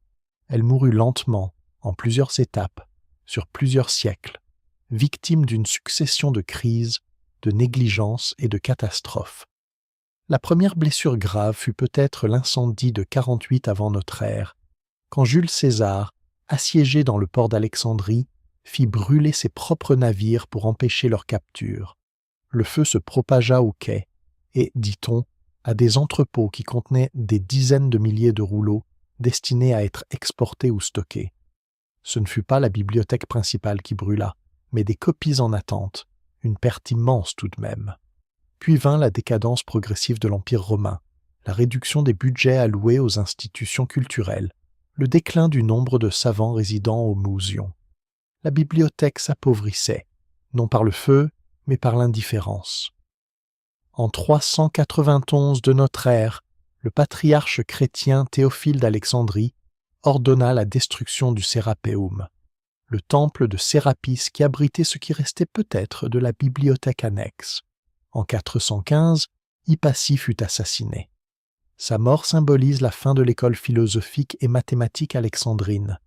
Et pourtant, les éléments survécurent à tout cela. Comment ? Ils survécurent précisément parce qu'ils étaient utiles. trop précieux pour être négligés, trop fondamentaux pour être oubliés. Des copies existaient dans d'autres bibliothèques, dans d'autres villes. Des maîtres les avaient enseignés à des élèves qui les avaient enseignés à d'autres élèves. Le texte vivait non seulement dans les rouleaux, mais dans les esprits de ceux qui l'avaient étudié. La meilleure protection contre l'oubli n'est pas le parchemin ou le papyrus, c'est la pertinence. Ce qui est suffisamment important pour être enseigné sera copié. Ce qui est copié a une chance de survivre, et ce qui survit peut traverser les catastrophes. Les éléments étaient trop importants pour mourir avec la bibliothèque. Ils avaient déjà pris racine dans trop d'esprits, dans trop de salles de classe, dans trop de traditions intellectuelles pour être éradiqués par le feu ou l'oubli. Il y a dans cette survie une leçon sobre et profonde. Les institutions périssent, les bâtiments brûlent, les empires s'effondrent. Mais les idées qui ont trouvé leur chemin dans suffisamment d'esprits, dans suffisamment de traditions, ont une résistance remarquable. Ce n'est pas une garantie. Des idées précieuses ont été perdues. Des langues entières ont disparu. Des traditions intellectuelles ont été décimées par la violence ou l'indifférence. La survie des éléments n'était pas inévitable. Elle fut le résultat d'une chaîne de choix humains, des choix de copier, d'enseigner, de transmettre. Chaque maître qui a ouvert les éléments devant ses élèves a contribué à cette survie. Chaque scribe qui en a copié une page, chaque bibliothécaire qui en a préservé un exemplaire. La survie d'une idée est un acte collectif, une décision répétée à travers les générations de lui accorder de la valeur. Il est impossible de raconter l'histoire de la transmission des éléments sans s'arrêter sur une figure extraordinaire qui se trouve à un moment crucial de cette chaîne, Hypatie d'Alexandrie, fille de Théon d'Alexandrie, le mathématicien qui prépara l'édition révisée des éléments qui allait devenir la version standard pendant des siècles. Hypatie fut élevée dans la tradition mathématique. Son père était à la fois son maître et son collaborateur. Ensemble, ils travaillèrent sur des éditions et des commentaires des grands textes mathématiques de l'Antiquité. Mais Hypatie dépassa bientôt son père. Elle devint la figure intellectuelle la plus respectée d'Alexandrie, enseignant la philosophie et les mathématiques à des étudiants qui venaient de tout le monde méditerranéen. Des lettres de ses élèves ont survécu, notamment celles de Cynésius de Cyrène, évêque et philosophe, et elles révèlent une relation de profond respect et d'affection intellectuelle. Hypatie enseignait Euclide, bien sûr, mais aussi Ptolémée, dont elle commenta l'Almageste, la grande synthèse astronomique de l'Antiquité, et Diophante, dont elle commenta l'arithmétique, l'ancêtre de l'algèbre moderne. Elle était au carrefour des grandes traditions intellectuelles de son époque, tissant ensemble les fils de la géométrie, de l'astronomie et de la philosophie. Elle construisait aussi des instruments scientifiques. Des lettres décrivent des astrolabes et des hydroscopes qu'elle fabriqua pour ses élèves. Elle n'était pas seulement une théoricienne, mais une praticienne, quelqu'un qui comprenait que la science devait s'incarner dans des objets, dans des mesures, dans un contact concret avec le monde physique. Et puis vint 415. Alexandrie était déchirée par des tensions religieuses et politiques. Hypatie, figure de la tradition philosophique que certains considéraient comme une menace, devint une cible. Une foule la saisit, et elle fut tuée avec une violence que l'histoire a retenue comme un symbole de la barbarie qui peut s'emparer même des villes les plus éclairées. Ce meurtre brutal est l'un des moments les plus sombres de l'histoire intellectuelle. Il marque la fin de l'école philosophique alexandrine, le dernier souffle de la grande tradition du Mousion. Mais Hypatie n'a pas disparu. Elle a disparu en tant que personne, violemment, tragiquement. Mais ses idées, ses commentaires, l'enseignement qu'elle avait transmis à des centaines d'étudiants, tout cela a continué à vivre dans les esprits et les textes qu'elle avait contribué à façonner. Son édition des éléments, le travail de son père Théon, auquel elle avait contribué, est devenu le texte standard d'Euclide pendant plus d'un millénaire. Chaque fois que quelqu'un au Moyen Âge ou à la Renaissance lisait les éléments, dans leur version grecque, c'était en partie le travail d'Hypatie qu'il lisait. Elle est présente dans chaque copie des éléments transmise à travers le monde médiéval.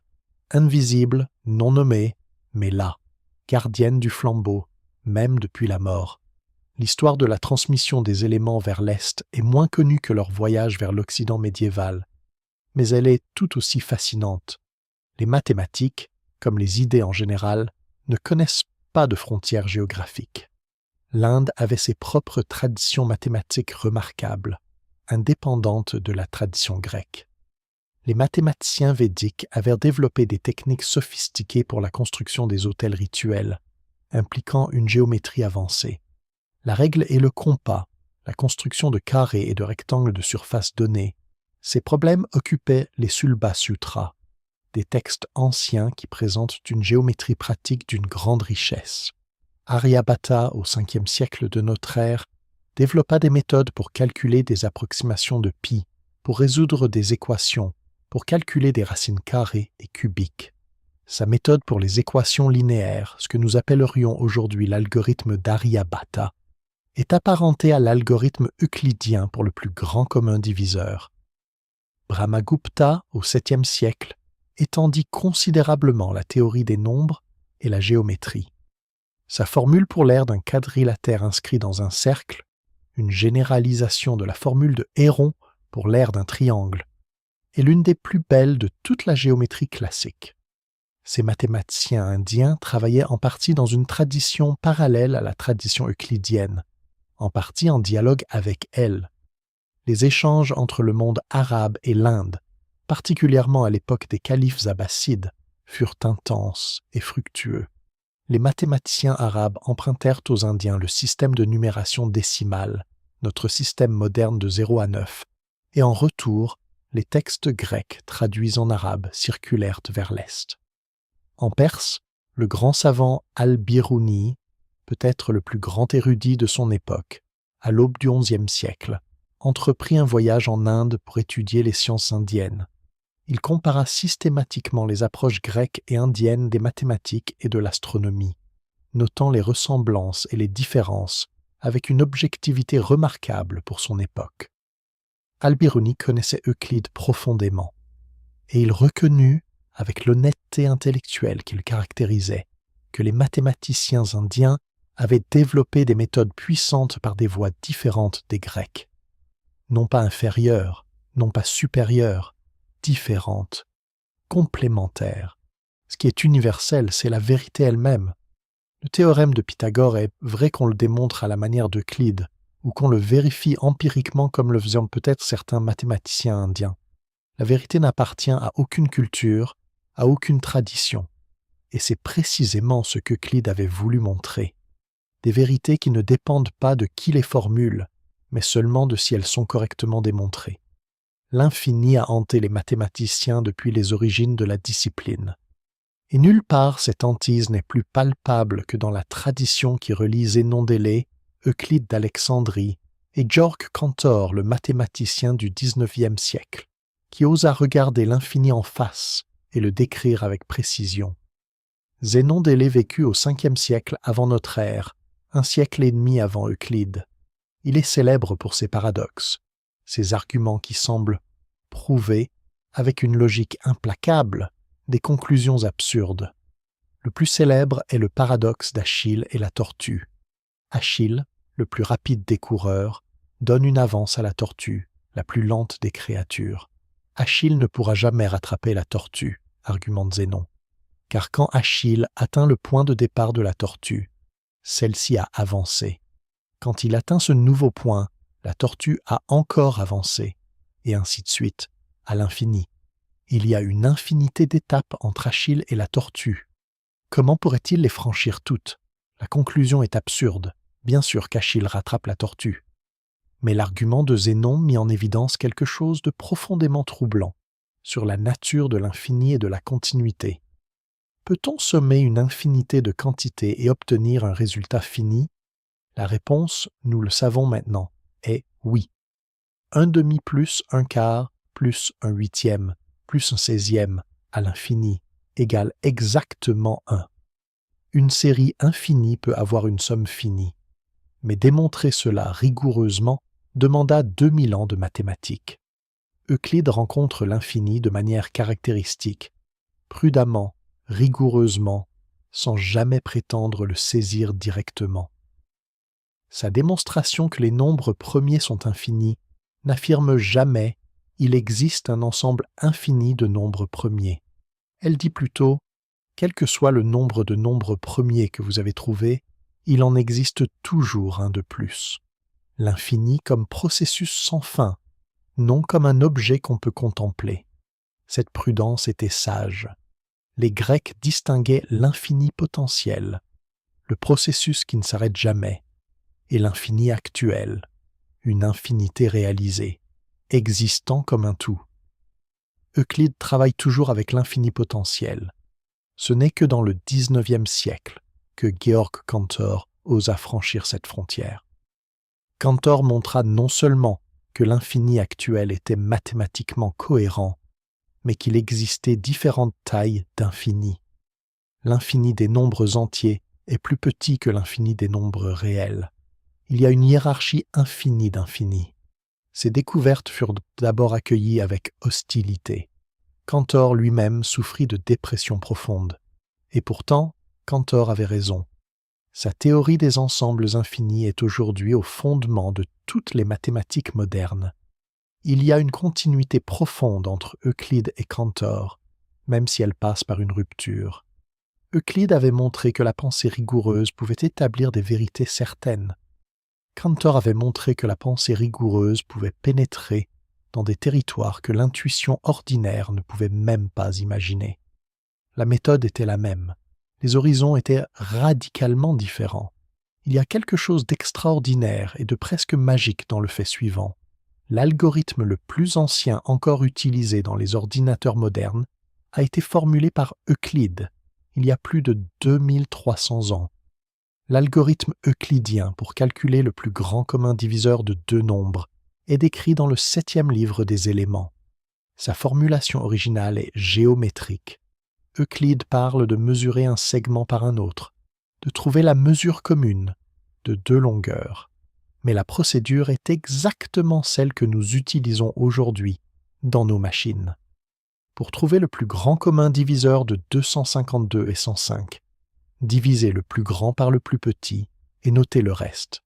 252 égale 2 fois 105 plus 42. Remplacez le plus grand par le plus petit et le plus petit par le reste. Trouvez le plus grand commun diviseur de 105 et 42. 105 égale 2 fois 42 plus 20 et 1. Continuez. 42 égale 2 fois 20 et 1 plus 0. Le reste est 0. Le plus grand commun diviseur est 21. Simple, élégant, infaillible, et garanti de se terminer en un nombre fini d'étapes. C'est cela, la beauté de l'algorithme euclidien. Non seulement il fonctionne, mais on peut prouver qu'il se terminera toujours. Cet algorithme est au cœur de la cryptographie moderne. RSA, le système de chiffrement qui protège vos transactions bancaires en ligne, vos emails, vos mots de passe, repose fondamentalement sur des propriétés des nombres premiers et sur l'algorithme euclidien. Chaque fois que vous voyez le petit cadenas dans la barre d'adresse de votre navigateur signalant une connexion sécurisée, l'ombre d'Euclide est là. Mais les connexions entre Euclide et l'informatique moderne vont bien au-delà de cet algorithme particulier. L'idée même d'un algorithme, une procédure définie, mécanique, qui peut être exécutée pas à pas pour résoudre un problème, est profondément euclidienne. Les constructions géométriques des éléments sont des algorithmes. Construire un triangle équilatéral sur un segment donné. Tracer un cercle de rayon AB centré en A. Tracer un cercle de rayon AB centré en B. Appelez C leur intersection. ABC est le triangle. 4 étapes, chacune définie avec précision, exécutable, sans ambiguïté. Alan Turing, le père de l'informatique théorique, développa sa notion de machine de Turing en cherchant à comprendre ce que signifie calculer mécaniquement. La réponse de Turing ressemble étonnamment à la réponse d'Euclide. Une séquence finie d'étapes bien définies, chacune déterminée par l'état actuel du système. Les mathématiciens qui créèrent les premiers ordinateurs étaient formés dans la tradition euclidienne. John von Neumann, l'un des architectes de l'ordinateur moderne, était un mathématicien de la pureté absolue. Claude Shannon, fondateur de la théorie de l'information, pensait en termes de structures abstraites et de démonstrations rigoureuses.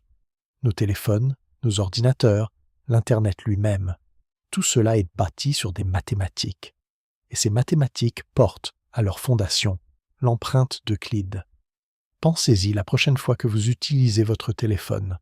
Derrière l'écran brillant, derrière les applications et les interfaces, il y a des millions de lignes de code.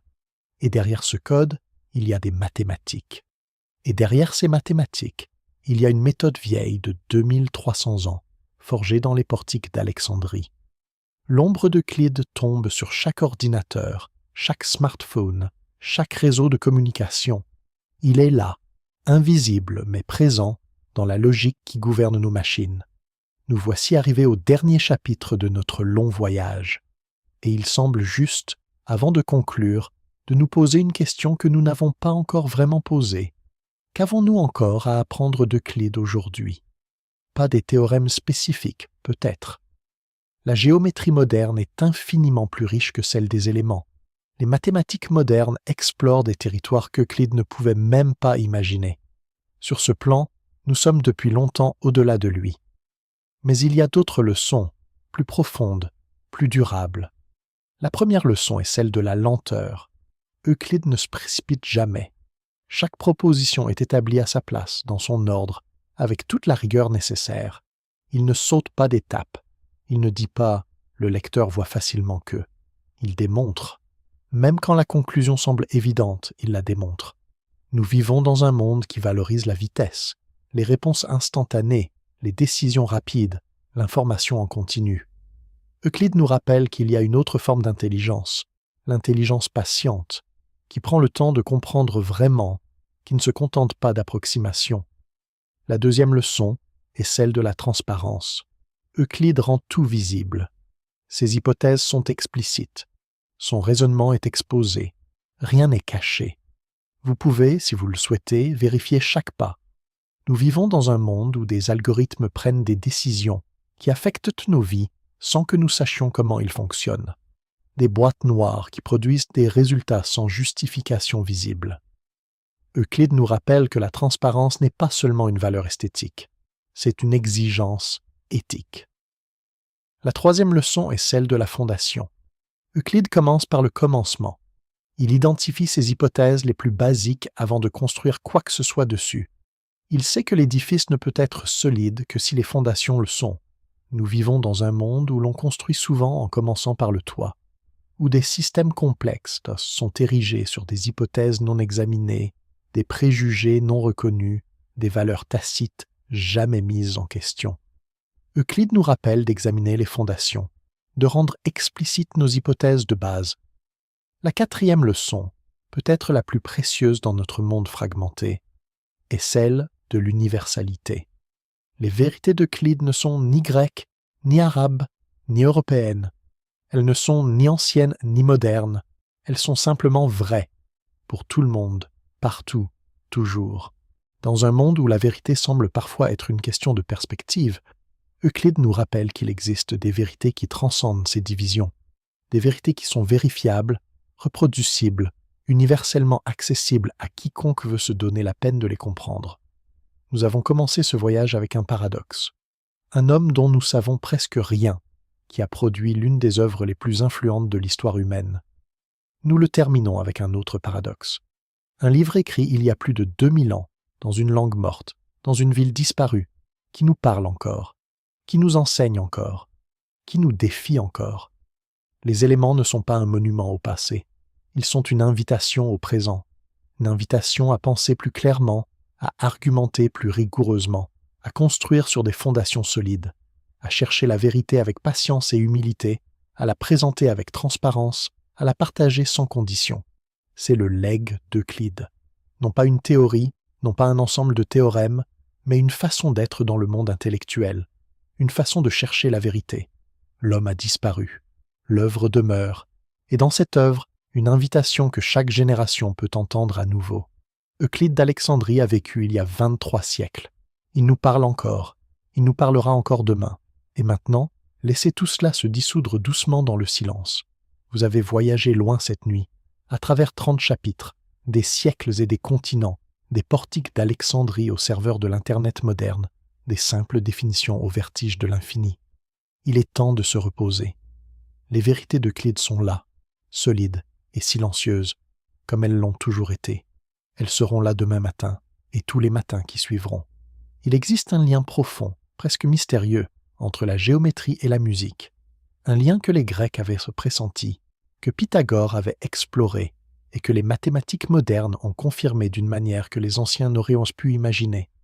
Pythagore, ou ses disciples, car il est difficile de démêler l'homme de la légende, aurait découvert que les intervalles musicaux harmonieux correspondent à des rapports simples entre des nombres entiers.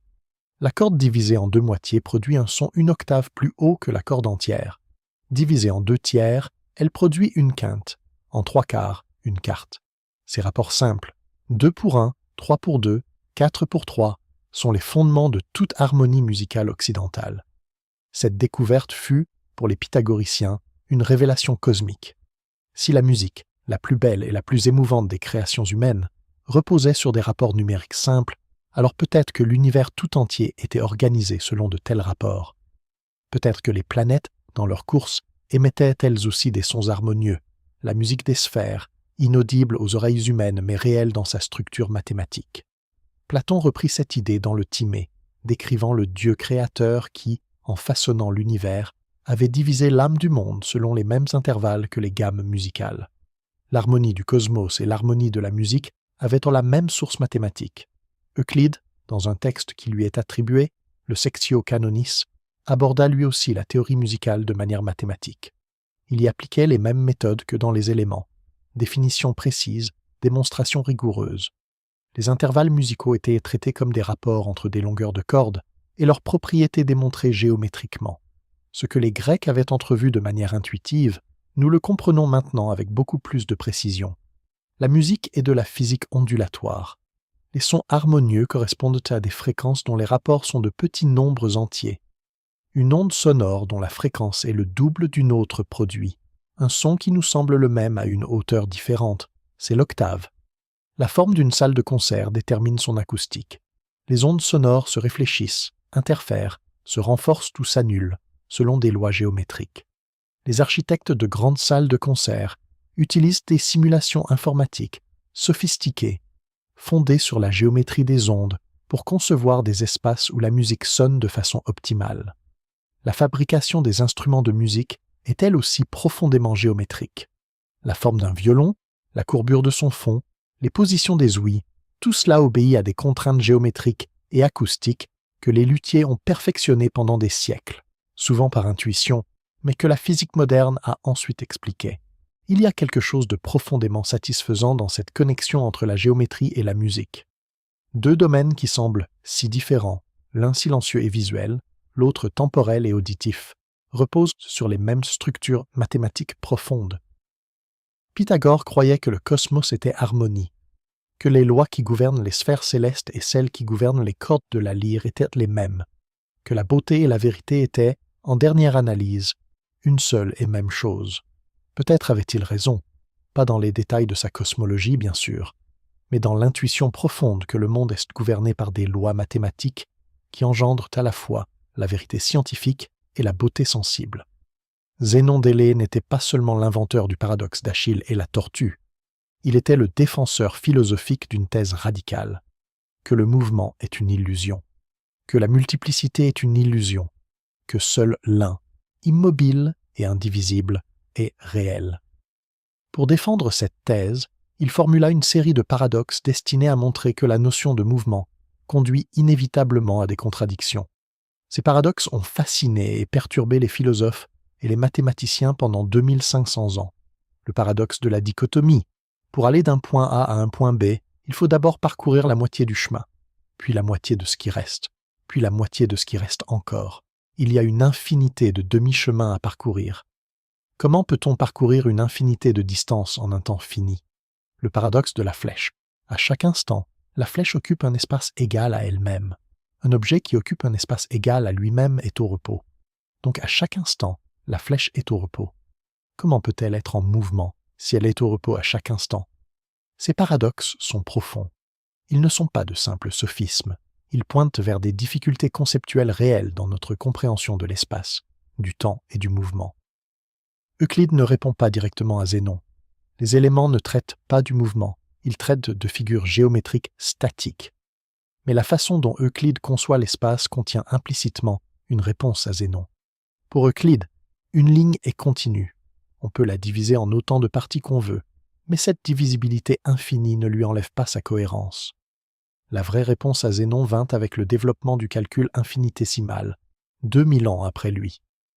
Newton et Leibniz montrèrent comment donner un sens rigoureux aux sommes infinies, comment une infinité de termes de plus en plus petits peut avoir une somme finie. Les infinités d'étapes de Zénon sont franchissables parce qu'elles prennent un temps total fini. Mais la vraie rigueur mathématique dut attendre encore plus longtemps, jusqu'au XIXe siècle, et aux travaux de Cauchy et Weierstrass sur les limites. Ce n'est qu'alors que les paradoxes de Zénon reçurent une réponse vraiment satisfaisante, et cette réponse est, dans son esprit, euclidienne. Elle procède par définition précise, par démonstration rigoureuse, par une analyse minutieuse des concepts. Elle prend Zénon au sérieux et montre, pas à pas, où son raisonnement peut être affiné et complété. Il y a quelque chose de beau dans ce long dialogue à travers les siècles. Zénon posant ses paradoxes au 5e siècle avant notre ère, Euclide construisant sa géométrie de l'espace continu au 3e, Newton et Leibniz avec leurs calculs au 17e, Cauchy et Weierstrass avec leur epsilon delta au 19e. Chaque génération reprenant le problème, l'approfondissant, l'éclairant d'une lumière nouvelle. C'est ainsi que progresse la connaissance humaine. Non pas par des révélations soudaines, mais par un travail collectif et patient, chaque génération construisant sur les épaules de la précédente. Et Euclide, quelque part dans cette chaîne, fournissant les outils conceptuels qui permettront aux générations suivantes de progresser. Il existe une géométrie qui est à la fois euclidienne et au-delà d'Euclide. Une géométrie qui étend les éléments de manière naturelle, qui résout certaines de leurs asymétries et qui a des applications remarquables dans l'art, la vision artificielle et la physique. C'est la géométrie projective. Tout commence avec une observation simple et perturbante. Dans la géométrie euclidienne, deux droites parallèles ne se rencontrent jamais. Et pourtant, regardez des rails de chemin de fer qui s'étendent vers l'horizon. Ils semblent se rejoindre au loin, en un point sur la ligne d'horizon. Ce pointé n'est pas réel, bien sûr. C'est une illusion de perspective. Mais les géomètres de la Renaissance, qui cherchaient à donner une base mathématique rigoureuse aux règles de la perspective picturale, réalisèrent qu'il était utile de traiter ce point comme réel, de dire que deux droites parallèles se rencontrent en un point à l'infini. En ajoutant ces points à l'infini, un pour chaque direction, on obtient le plan projectif. Et dans le plan projectif, quelque chose de remarquable se produit. Toutes les asymétries de la géométrie euclidienne disparaissent.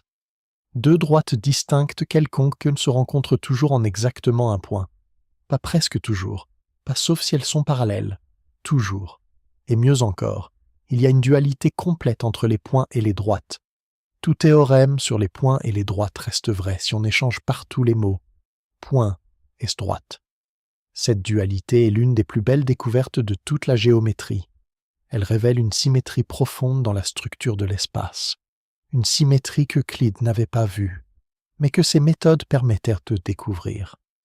La géométrie projective fut développée au XVIIe et au XIXe siècle, par des mathématiciens comme Desargues, Pascal et Poncelet.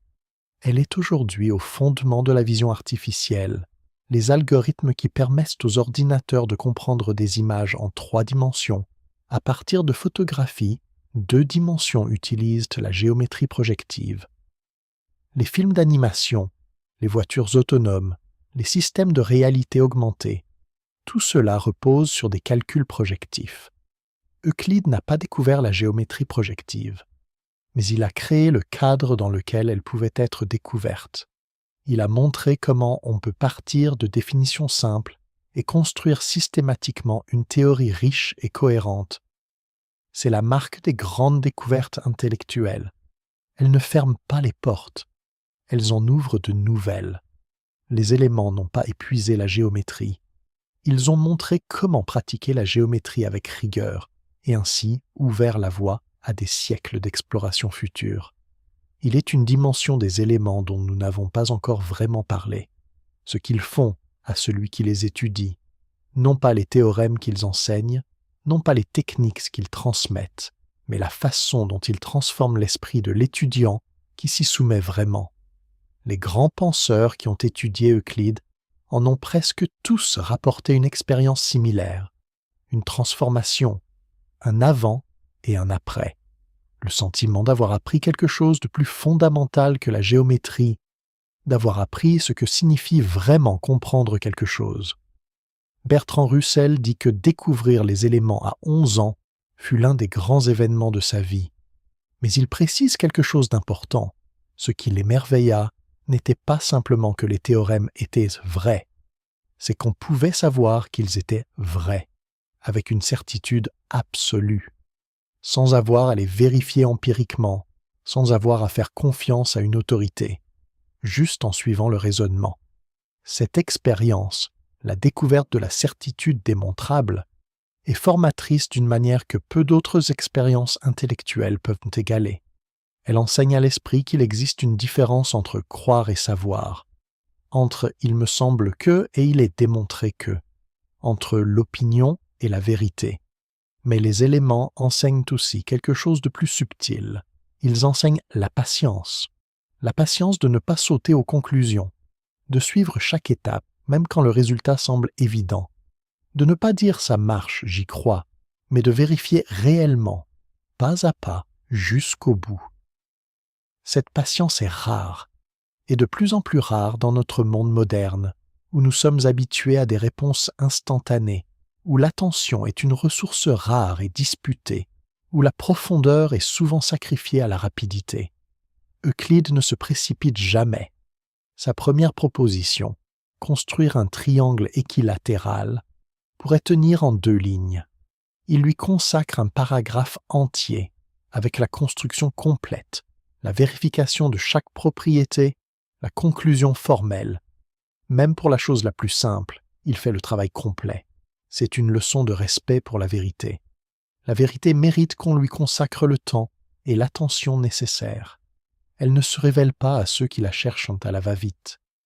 Les éléments enseignent aussi l'humilité intellectuelle, l'humilité de reconnaître ce qu'on ne peut pas prouver, les postulats, les axiomes, les hypothèses de base que l'on accepte sans démonstration.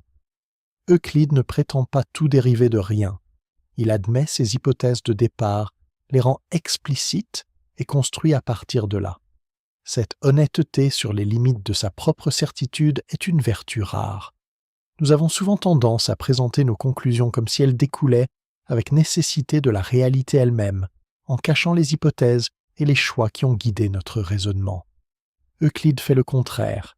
Il met les hypothèses en premier, en évidence, avant même de commencer à démontrer. Nous approchons du terme de notre voyage. Nous avons traversé Alexandrie au IIIe siècle avant notre ère, marchant dans les portiques du Moussion, respirant l'air méditerranéen imprégné de sel et de savoir. Nous avons assisté à la naissance d'un livre qui allait devenir le livre, le manuel scolaire le plus utilisé de toute l'histoire humaine, après la Bible. Nous avons suivi les éléments dans leur long voyage à travers le temps, de la bibliothèque d'Alexandrie au monastère byzantin, des scriptoriums arabes de Bagdad aux universités médiévales de Paris et d'Oxford, des presses de Venise aux salles de classe des 4 coins du monde. Nous avons vu comment la géométrie d'Euclide a nourri les peintres de la Renaissance, fondé la physique de Galilée et de Newton, inspiré les philosophes de Spinoza à Russell. Comment elle a établi un standard de rigueur intellectuelle qui a imprégné toute la culture de la modernité. Et nous avons mesuré ce que nous ne savons pas, presque tout de l'homme lui-même. Maintenant, à la fin de ce voyage, une question s'impose. Qu'est-ce qui dure, vraiment? Qu'est-ce qui survit au passage du temps, à la destruction des empires, à l'oubli des générations? La réponse euclidienne est simple et profonde. Ce qui dure, c'est ce qui est vrai. Pas ce qui est populaire, pas ce qui est puissant, pas ce qui est bien financé ou bien protégé. Ce qui est vrai. La somme des angles d'un triangle, dans le plan euclidien, est égale à 2 angles droits. Ce n'était pas vrai en 300 avant notre ère, et plus vrai en l'an 2000. Ce n'est pas vrai en Europe, et faux en Asie. Ce n'est pas une question de convention, de culture, d'époque. C'est simplement vrai. Et cette vérité n'a pas besoin d'être protégée par un empire, sauvegardée par une institution, défendue par une armée. Elle se protège elle-même. Quiconque suit les démonstrations d'Euclide arrive à la même conclusion. Toujours. Partout. Entrez dans une salle de classe de géométrie, n'importe où sur la Terre. Les élèves apprennent la géométrie euclidienne. Peut-être ne savent-ils pas que c'est euclidien. Peut-être n'ont-ils jamais entendu le nom d'Euclide. Mais ils rencontrent sa méthode, ses normes, son approche de la connaissance systématique. C'est l'immortalité. Non pas l'immortalité de la gloire, bien qu'Euclide est certainement cela aussi, mais l'immortalité de l'influence. Continuer à former des esprits des siècles après sa mort. Rester présent dans la façon dont les gens pensent. Nous ne savons pas à quoi ressemblait Euclide. Nous ne connaissons pas ses espoirs ni ses craintes. Nous savons presque rien de lui en tant qu'être humain, mais nous savons ce qui compte. Nous savons ce qu'il a construit. Nous savons que ça a duré. Nous savons que 23 siècles après qu'il a posé son calame sur le papyrus d'Alexandrie, nous utilisons encore son œuvre, nous apprenons encore d'elle, nous sommes encore façonnés par les normes qu'il a établies. Les éléments sont la preuve que certains types d'accomplissements transcendent le temps. Que si vous construisez quelque chose de suffisamment solide, suffisamment clair, suffisamment rigoureux, cela peut survivre aux empires et aux révolutions. Que la raison humaine, correctement organisée et soigneusement appliquée, peut créer une connaissance qui est véritablement permanente. Euclide nous a montré que c'était possible. Les éléments continuent à nous le montrer. Chaque élève qui travaille à travers une démonstration géométrique reçoit cette démonstration, apprenant que la pensée systématique produit une compréhension durable, découvrant que la clarté et la rigueur ne sont pas simplement des choix stylistiques, mais des voies vers la vérité. L'homme a disparu dans l'histoire. L'œuvre est demeurée. Et c'est peut-être le résultat le plus euclidien possible. Ce qui dure et ce qui mérite de durer. Non pas la réputation, non pas les détails personnels, non pas la biographie ou les circonstances, simplement la chose elle-même. L'accomplissement, la démonstration. Euclide d'Alexandrie a vécu quelque part autour de 300 avant notre ère. Il a probablement enseigné aux Moussions. Il a peut-être étudié à Athènes. Il a certainement écrit les éléments. Au-delà de cela, nous savons presque rien. Et pourtant, nous savons tout ce qui compte. Nous savons qu'il a créé quelque chose qui a survécu aux pyramides. Nous savons qu'il a établi des normes qui allaient façonner la pensée humaine pendant des millénaires. Nous savons qu'il a bâti une fondation si solide que tout ce qui y a été érigé depuis tient encore debout. C'est suffisant, plus que suffisant. Les éléments parlent d'eux-mêmes, les démonstrations attestent leur propre validité. Le système prouve sa propre valeur à travers 23 siècles d'utilisation continue. Rien d'autre n'a besoin d'être dit. L'œuvre parle, la logique tient. Le système se prouve lui-même. Il l'a fait, il le fait, il le fera.